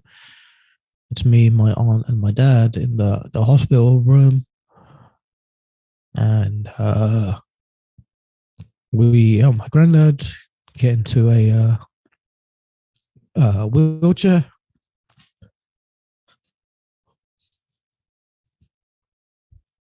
He's kind of like sitting in the middle, and we're like my aunt is here. I'm like standing right in front of my granddad. My dad is on the left, right? So like 3, my granddad's there. And my dad is the one who was going to drop the news. And he goes, and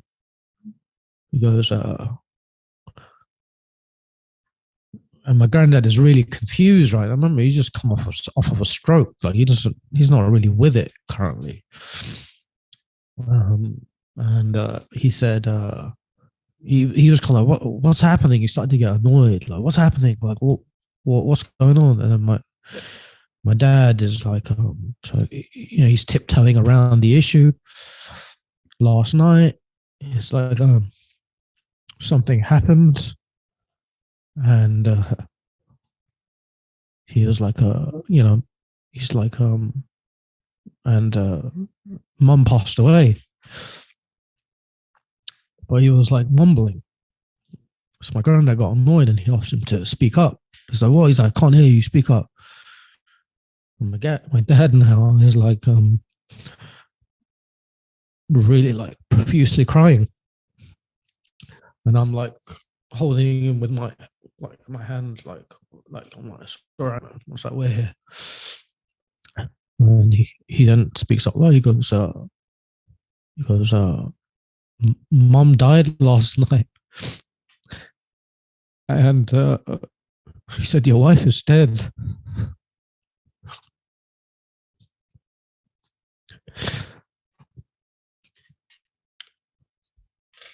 And my granddad was like, what? He's like, how could this happen? He said I should have died first.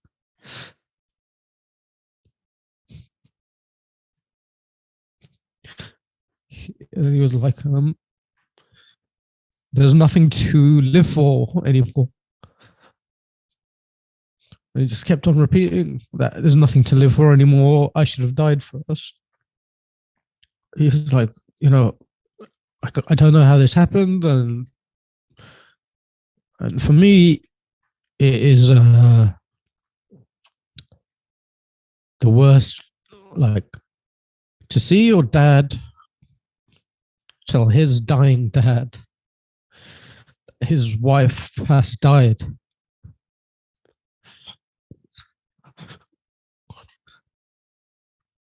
It's the worst thing that I've ever had to see in my life.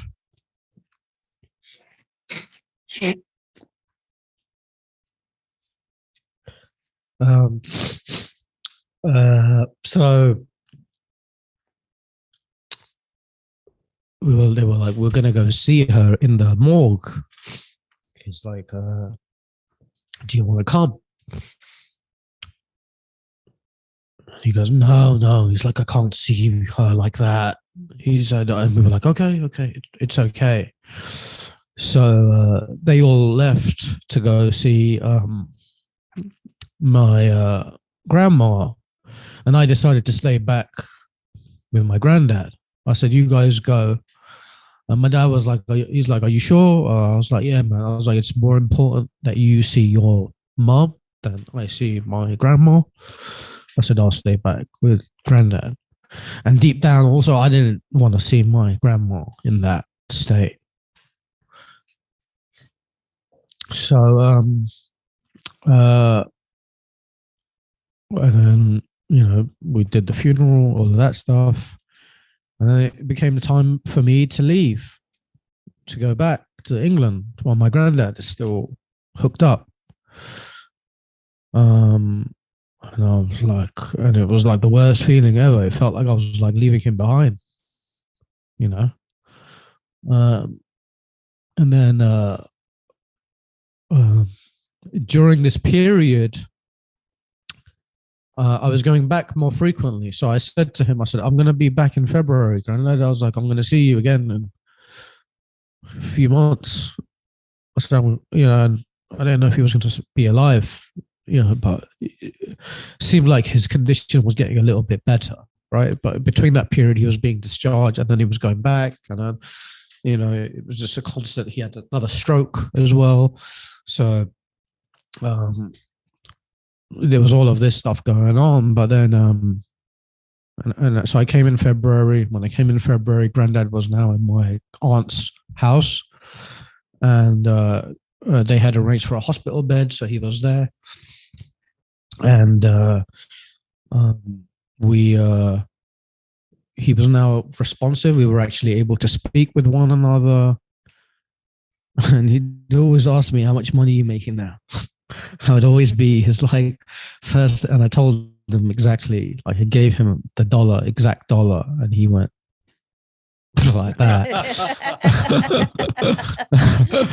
and from there, I was like, you got your investment paid off, Granddad. And I always offered my granddad the money, and he would never take it. Mm.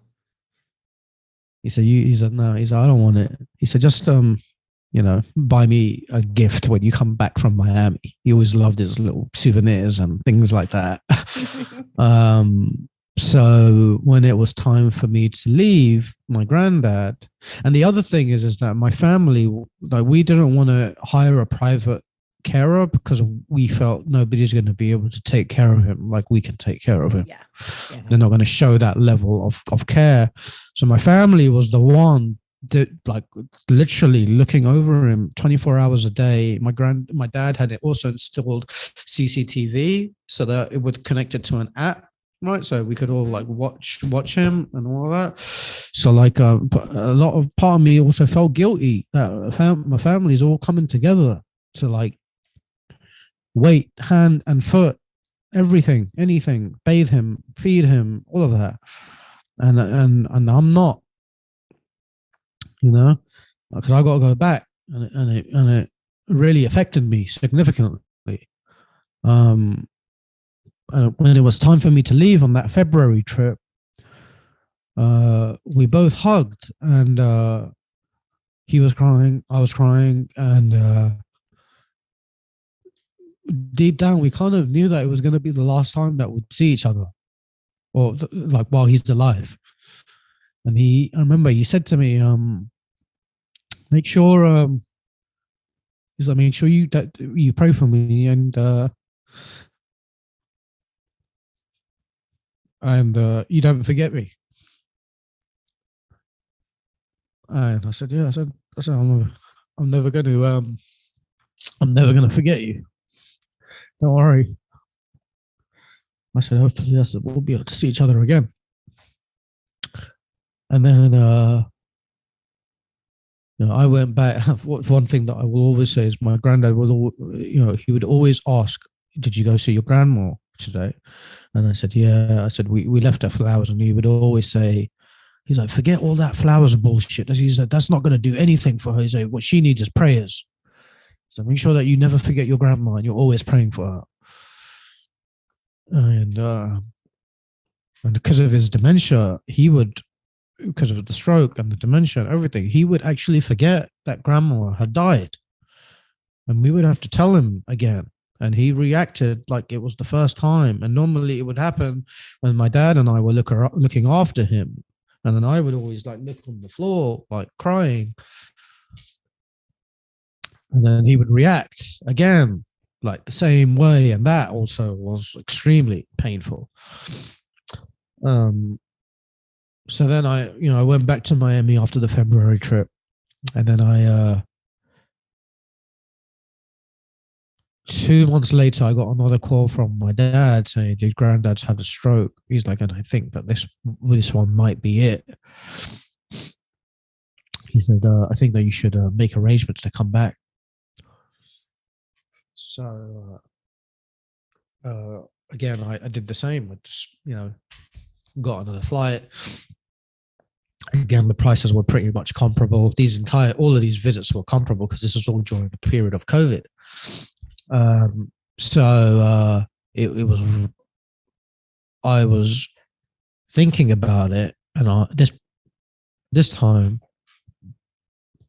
I was getting very upset because I called up Nathan. I was like, I haven't told him explicitly that I appreciate what he did for me with the masters. I was like, I need to tell him before he dies, man. I was like, if I can't tell him, I was like, I said, it's going to haunt me for life. And Nathan said to me, he's like, you'll be able to, man, hopefully, God willing. He was like, I said, if you don't, he said, he knows, man. He's like, he knows that you appreciate it. And over that 8-hour flight, 9-hour flight, all I could think was, I need to tell him. I didn't sleep the whole 9 hours. And got back home. It was a Thursday. I was really exhausted because I hadn't slept in over 24 hours.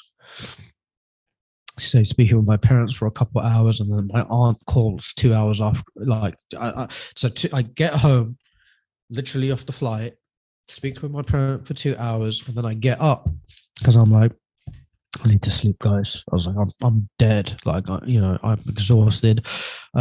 Wake me up when you go to the hospital. Just literally as I stand up, the phone rings.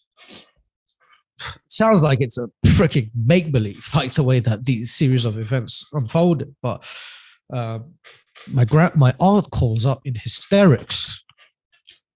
He's had a stroke again. He's unresponsive. All the medical team just came in. You need to come in now. I don't know what to do, and this, that, and the other. So we all came back. We rushed to the hospital.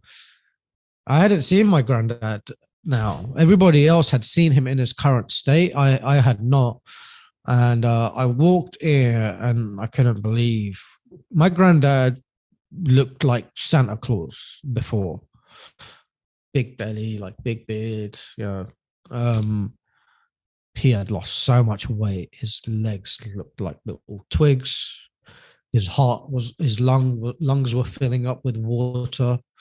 because of the stroke. His organs were giving out one by one.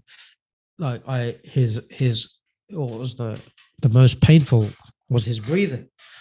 Every out breath was like this, and then back in. And that's how he would breathe. And it would be so painful to hear how he would be breathing. And we all went, and then my aunt was there. She'd always get there at like 5 a.m. We would always force my aunt to leave to go back home so she could rest. So everybody left. It was just me and my sister, and my mom. And the nurse came in, said, I was like, is he able to hear? She goes, yeah, he can hear. He just can't respond.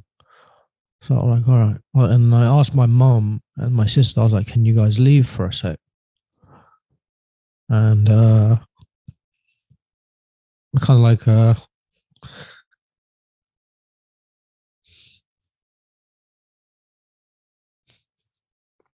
held my granddad's hand. And I was like, Granddad, it's me. I was like, I said, I came as fast as I could. I was like, I just want you to know so that I appreciate everything that you did for me when nobody else would count on me. I said, I know I've never told you that explicitly, but I said, I appreciate what you did. I said, I'm never going to forget it. And I said, I hope I made you proud.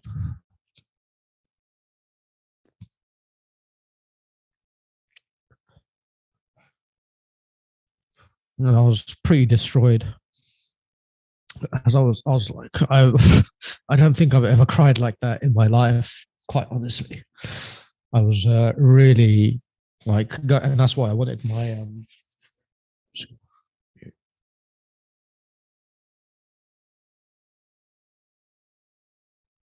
that's why I wanted my my mom and my sister to leave, because I didn't really want them to see me like that. Nobody's ever seen me like that. And to be even like crying here like on the podcast is you know, but it's just one of those things. Like even when I was writing this out in the book, it took me an obscenely long amount of time to write the chapter, just because like it's one of those things that whenever I talk about it, you know, it just triggers, you know. And then we were going back and forth in the hospital, and he was so out of it that, like, you know, he couldn't drink water, so we would have to feed him water with like a little sponge that we would dip and then put it on his lips. And then the hospital staff really didn't care because he was elderly, and they were just like, they actually came to my younger sister and cousin, and they said to them point blank that you guys are cruel for keeping him alive. And they would not increase his antibiotics. They literally wanted him to die because all they cared about were beds, essentially. And some were nice, a handful. And it's interesting. Generally, the you know, in the UK, a lot of the nurses are from like Africa, Ghana, and those countries, and very, very good-hearted. And they would always like do everything that they could to help my granddad and everything. But then there would be the others that just clearly were doing it as a job. And like I said, they wouldn't increase his antibiotics. They wouldn't do anything. They were just like, yeah, we're just going to have to leave him to die painfully, basically. And we left the hospital. We would go in and out. The entire family would come. And my dad and I were there, and then this is going like maybe like 3 days later or something, and we left, and then my younger cousin calls up crying, and he's like, he's gone, man. He's like, he just died. And we all rushed over. The entire family did. My cousin was like finished, and everybody came, and everybody was crying and everything. And I look over at my dad. My dad's sitting on the bed without one tear in his eye, making the funeral arrangements because he doesn't want my granddad to be alone in the morgue over the weekend because it's Friday night. So he wants to get the body out as fast as possible. And I come up to my dad. I'm like, hey, man. I was like, you all right, man? He's like, yeah, man. He's like, I don't have time to cry, man. He's like, I need to figure all this shit out. And everybody around is obviously like weeping and really distraught and everything. And then, yeah, we buried him. I went back shortly after, helped my dad as much as I could. My mom always said, you know, your dad really appreciates you being there and everything. You've been really helpful with all the arrangement. I was like, I'm not looking for recognition. Yeah, I'm just doing my duty and what I should be doing. I said, I appreciate it. I said, I'm not looking for a pat on the back.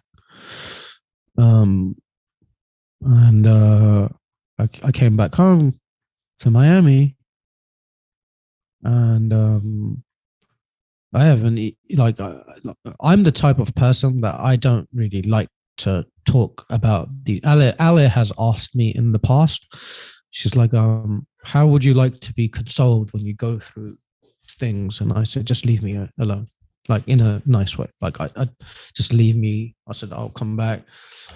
And she's obviously always there and supportive and everything, but I never really spoke about it. And then, you know, when I got back and I was away from my family and the unit, right? The support and the unit is what held us together, right? The family came together. We were all there for one another. When I left, I lost that unit. And that's when things, you know, really started to affect me, like mentally. And I resorted to food. When I got back, my gym went out of the window. That was number one. Nutrition, same. Started to eat really badly. Started to feel really not pleased with myself. On top of that, I was a personal trainer and a nutritionist. I felt embarrassed, like I'm meant to be leading by example. And here I am, like, you know, getting completely out of shape. So I completely went off social media as well. Like prior to that, I was posting regularly and talking about everything, like nutrition tips and things. And it just, you know, my clothes were starting to fit. It got so bad that I wouldn't even I'd get out of the shower and I wouldn't even look in the mirror. I would always look down until I put on a shirt because I just didn't feel good at all about myself. And it went on for quite some time. And as I mentioned, my clothes started to fit very tight. And if you'd like, I could show you a picture of kind of how much the weight had increased. Would that be all right? Yeah, if you got it handy, sure. Yeah. So this was like the biggest that I had ever been. Mm-hmm. All right. So as you can see, my top half, like, was, you know, that kind of shows, like, you know, that I was still somewhat all right, but right here, right, as you can see, just from the stomach and especially like here, you could see how much, you know, weight I had really put on, and this was the heaviest that I had ever been in my life. Nothing really mattered. My goal, my entrepreneurship, all of that, like, didn't matter. And that was kind of like a reflection that I had when my granddad did pass away, was that nothing in this world matters, you know, material wise, apart from like family, true happiness, just being loved, you know, and love, you know, and those are the most important things that I learned. And I'm sure others that have experienced a close death like this probably also empathize. And it really did put things in perspective. And the way that I overturned it, I just had to, you know, I don't even have the exact answer of how I turned it around. I just said to myself, all right, man, it's happened. You can't do anything. The show must go on, you know. And what I did was, actually, I had been off social media, as I mentioned, for quite some time. And that picture that I just showed you, I posted it on my social media without an after photo. You know how people put transformations before and after? Yeah. I didn't want to wait until I wanted to show people this is life, right? I'm a personal trainer. I'm a nutritionist. And this is me currently because of life. And this is where I want the focus to be. I don't want to show you how great and fit I am, any of that. I want all the focus to be right here so you can see that it's okay, man. Like people go through it sometimes. It's all right when we go through it, you know. You'll bounce back when you're ready to bounce back. And I posted that one. I didn't tell Ali. She was absolutely livid when she saw it. It's like, oh my God. She's like, how could you post something like this to the world? So embarrassing. And, this, that, and the other. I started to get a flood of texts. Like a flood of them. Are you okay? Like, what happened to you? Like, I can't believe it. Like, you were healthy before. Like, is everything all right? Like, people became genuinely concerned. And then I had some people that came back to me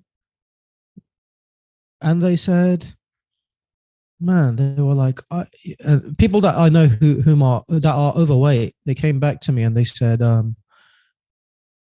that picture gave me so much hope, man. They're like, because if you're a personal trainer and a nutritionist and you're like that and you're proud enough to show it, like, it makes me feel like I'm not alone. And that, like, Reza's going through it as well and he's healthy. Like, this is okay. Like, we can overcome it. And it started to give hope to other people. And that's kind of what I really wanted, because again, like, through social media, right, we're conformed to these like ideals physiologically, where everybody's walking around with a 10 out of 10 body, right, everywhere you turn, right? And that's just not reality. And I wanted to show that this is reality, real reality. And thankfully, I don't need to show you guys the after. Thankfully, I was able to turn it around and just went into my routine and I started to hold myself accountable again. And within a few months, I was able to formally get back to kind of like where I wanted to be health wise and everything, and got back. But it was a very difficult period of my life. As I said, there are only two things that really make me cry on the spot, and it's very ironic that both of those revolve around death. The first is the death of Kieran, and the second is the death of my grandparents. Right, but thankfully now, I've written the book, and repeatedly I mentioned how much my granddad has had an impact here on this podcast. I'll continue to say that. I'm not embarrassed that that I had to ask for help. Instead, I want his legacy to live through me, just through different things that I have been doing. And my family, go to see them every day in the graveyard. When I go to England, I go to see them every day. So and when their funeral happened, actually, because I mentioned in the dive stage that they were very prominent in the community, and they had a huge showing of people that came to the funeral. It was really quite something. And this was when there were COVID restrictions and people just didn't really care. They were like, no, we need to be there for them. So that's how it happened from start to finish. Yeah. Well, what strikes me, two things. One is that you have honored your grandfather so beautifully by recounting a really the deep love is obvious by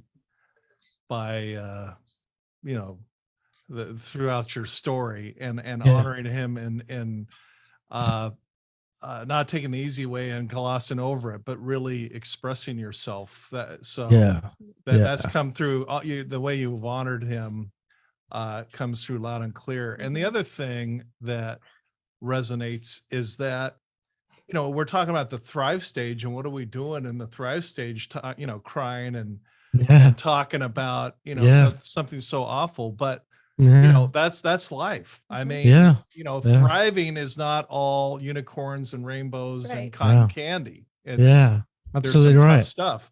Absolutely and right. you kind of have landed in a really solid spot with Haymaker Media, and getting grounded in something that's really super cool and plugged into your personality. But that doesn't mean life is magically transformed. Absolutely not. Laugh at that. And I'm sure that when it's time for my parents to go, it's gonna be a repeat of it, but and the show must go on, you know what I mean, at the end of the day. But and time heals all, and all we can do is keep the memory alive, and that's really all we can do. If we're able to survive and stay alive, keeping the memory at the forefront is the most important thing. And here you are. I'm sorry, go ahead, Tanya. I think you and I are both really blessed that we had an opportunity to share. No, I'm gonna cry. That we were able to share our moments with our gratitude with with your grandfather, and then with me and my mom and my dad. Very few people get that opportunity. Absolutely right. I'm so glad you were able to get that from your heart and into his ears. And it's so ironic because when my grandma, it's really a blessing, because my grandma passed away 24 hours after I had arrived to England the first time, and my granddad passed away 72 hours after I had arrived. And I literally caught them both right as it was happening. And my mom would often say, at least about my granddad, she would always say, and whether it's true or not, we'll never know, but she always said, he's waiting for you to arrive before he goes. Yeah, for sure. That's very true. That's very true. Yep. Yeah. And that's really super cool that you flew back to tell him directly your gratitude. Absolutely. It's very, very touching. It was really important for me, and I'm really glad I was able to, because if I hadn't been able to, I think it would have really significantly bothered me for a while. until I probably had some therapy, and then the therapist said, no, it's okay. But thankfully I was able to tell him. And you know what, for you even to have the courage to do that, because I've worked in hospice care for a total of 2.5 years. And so many family members regret the fact that, I should have said that. I wish I would have said that. And I'm like, what was the reason from stopping you? And they said, I'm embarrassed. I'm like, no, don't be embarrassed, So this is it. This is a very teachable moment for people who are going through something. I said it in the book, like, if you're fortunate enough to have your grandparents alive, right, or a guardian or whomever, make sure that you are there for them, because the reason why you live the life, oftentimes, especially if you come from an immigrant family, is because your grandparents paved the way. Right? Otherwise your life would be extremely different. I get it. All right. Thank you for sharing your heart with us. Reza, thank you for being so gracious with your time. Absolutely. We've been filming for 5.5 hours. God, sorry. No. I don't mean that in a complaining kind of way. Actually, 5 hours is nothing. It's something. But I think you've just been so full of so much wisdom and great examples of what this journey looks like. And you're a young guy. I think you're going to you know, your accomplishments are just going to grow. Thank you. I'm gonna just, you know, get one last question, and that is, you know, Please. Anything you want to kind of clean up on, or I don't know if that's the right term, but if anything last that you want to share with the audience in terms of this whole journey of dive, survive, and thrive. I think the main thing that I would say, and I've said this throughout the book, is that your now does not determine your future. Right, you may be going through some very tough circumstances right now. I have gone through extremely tough circumstances. You know, as I mentioned fairly recently, I was laid off, but, you know, always invest in yourself and invest in your health, your mental health. And I always say mental health equals physical health. If you're not optimizing this, like, you know, your brain power and just like your inner strength, then it's going to effectively catch up to everything.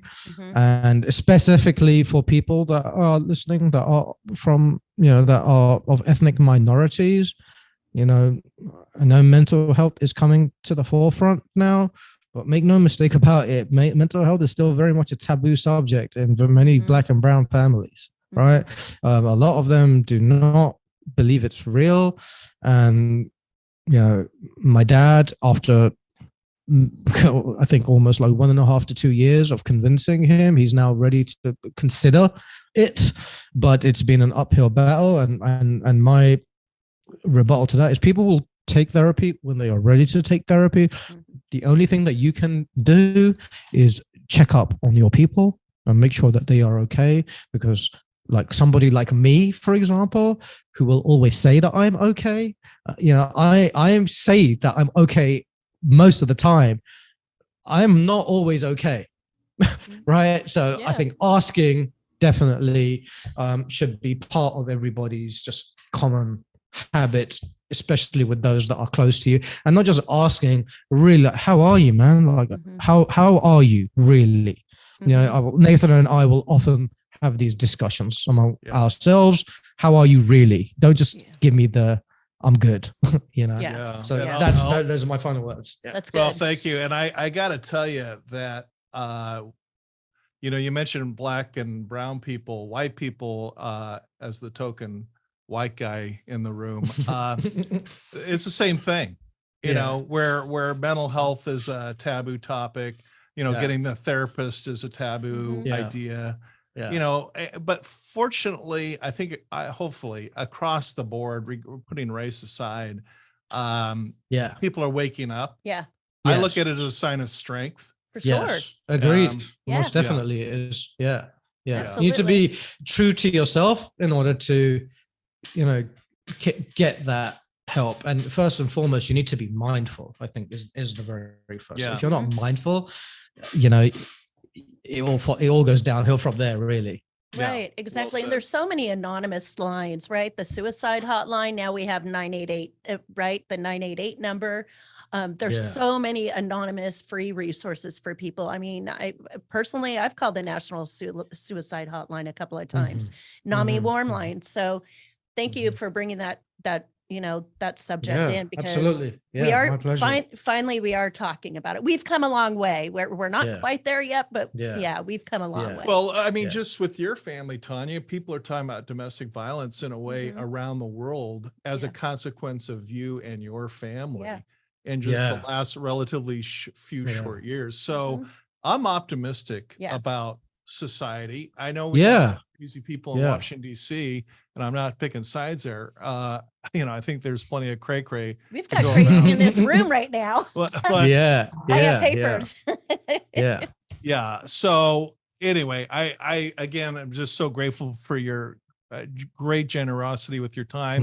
You're a guy I'm going to be keeping my eye on, because not only do I want to go scuba diving when I'm in absolutely, we should absolutely do that. I think you've because you and I, we used to work together, so it's like you've kind of, and I also was part of that layoff. But you personally, I think you've jump started my purpose again. No, I'm flattered to hear that. I've been really flattered. I've been a little dormant. You know, we've had these conversations. Yeah. But I hope I'm honored to hear that. I hope people, you really have, like, okay, now I'm all motivated. Like if Reza can do it, I can do it. Right. So I appreciate that. Thank you for that kickstart. And I think I know that there's going to be somebody listening to this who goes, okay, one more step and then I can be there. Yeah. People just always stop at that step before they get there. Yeah. And I encourage people to reach out to me. Like if you're like, I have in my book, there's a chapter, the longest chapters on the book are about this story about my grandparents and just mental health. And within there, I provide my email and I like just really say to people, like send me an email, man. Like if you want to talk about things, like I want to really be there. And again, not just say that I'm there. Like if you're going through it, or somebody needs a helping hand, or is kind of like lost in life, like I've kind of been there, before. And I would love to speak with whomever might be going through some similar struggles or problems. That's kind of like my mission in life, is really to give back. And that's one of the most important things to me. In any shape or form I can achieve that would just be a gratifying feeling. Well, Reza, you're already you got doing a heart of gold. I could see that all the way, even though we're on opposite coasts. Yeah.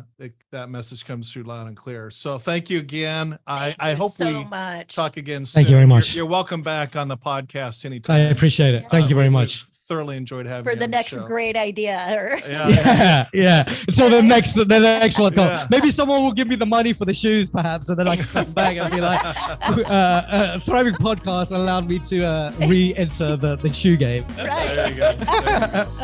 All right. No, thank you guys. Again. I appreciate it. Truly. Thank you very much. Right here on Post-Traumatic Thriving, where we dive, survive, or thrive. The choice is yours. All right. See you next time. Thanks for supporting our podcast. Be sure to like, share, and subscribe, and follow us on your favorite social media. For books, merchandise, or to donate, visit CoreIQ.com. Post-Traumatic Thriving is produced by CoreIQ, a nonprofit with a mission to teach the life skills we all need but are not taught in school. CoreIQ and the Post-Traumatic Thriving podcast are for informational purposes only and do not provide medical or mental health advice. Always consult with your licensed medical and mental health care providers.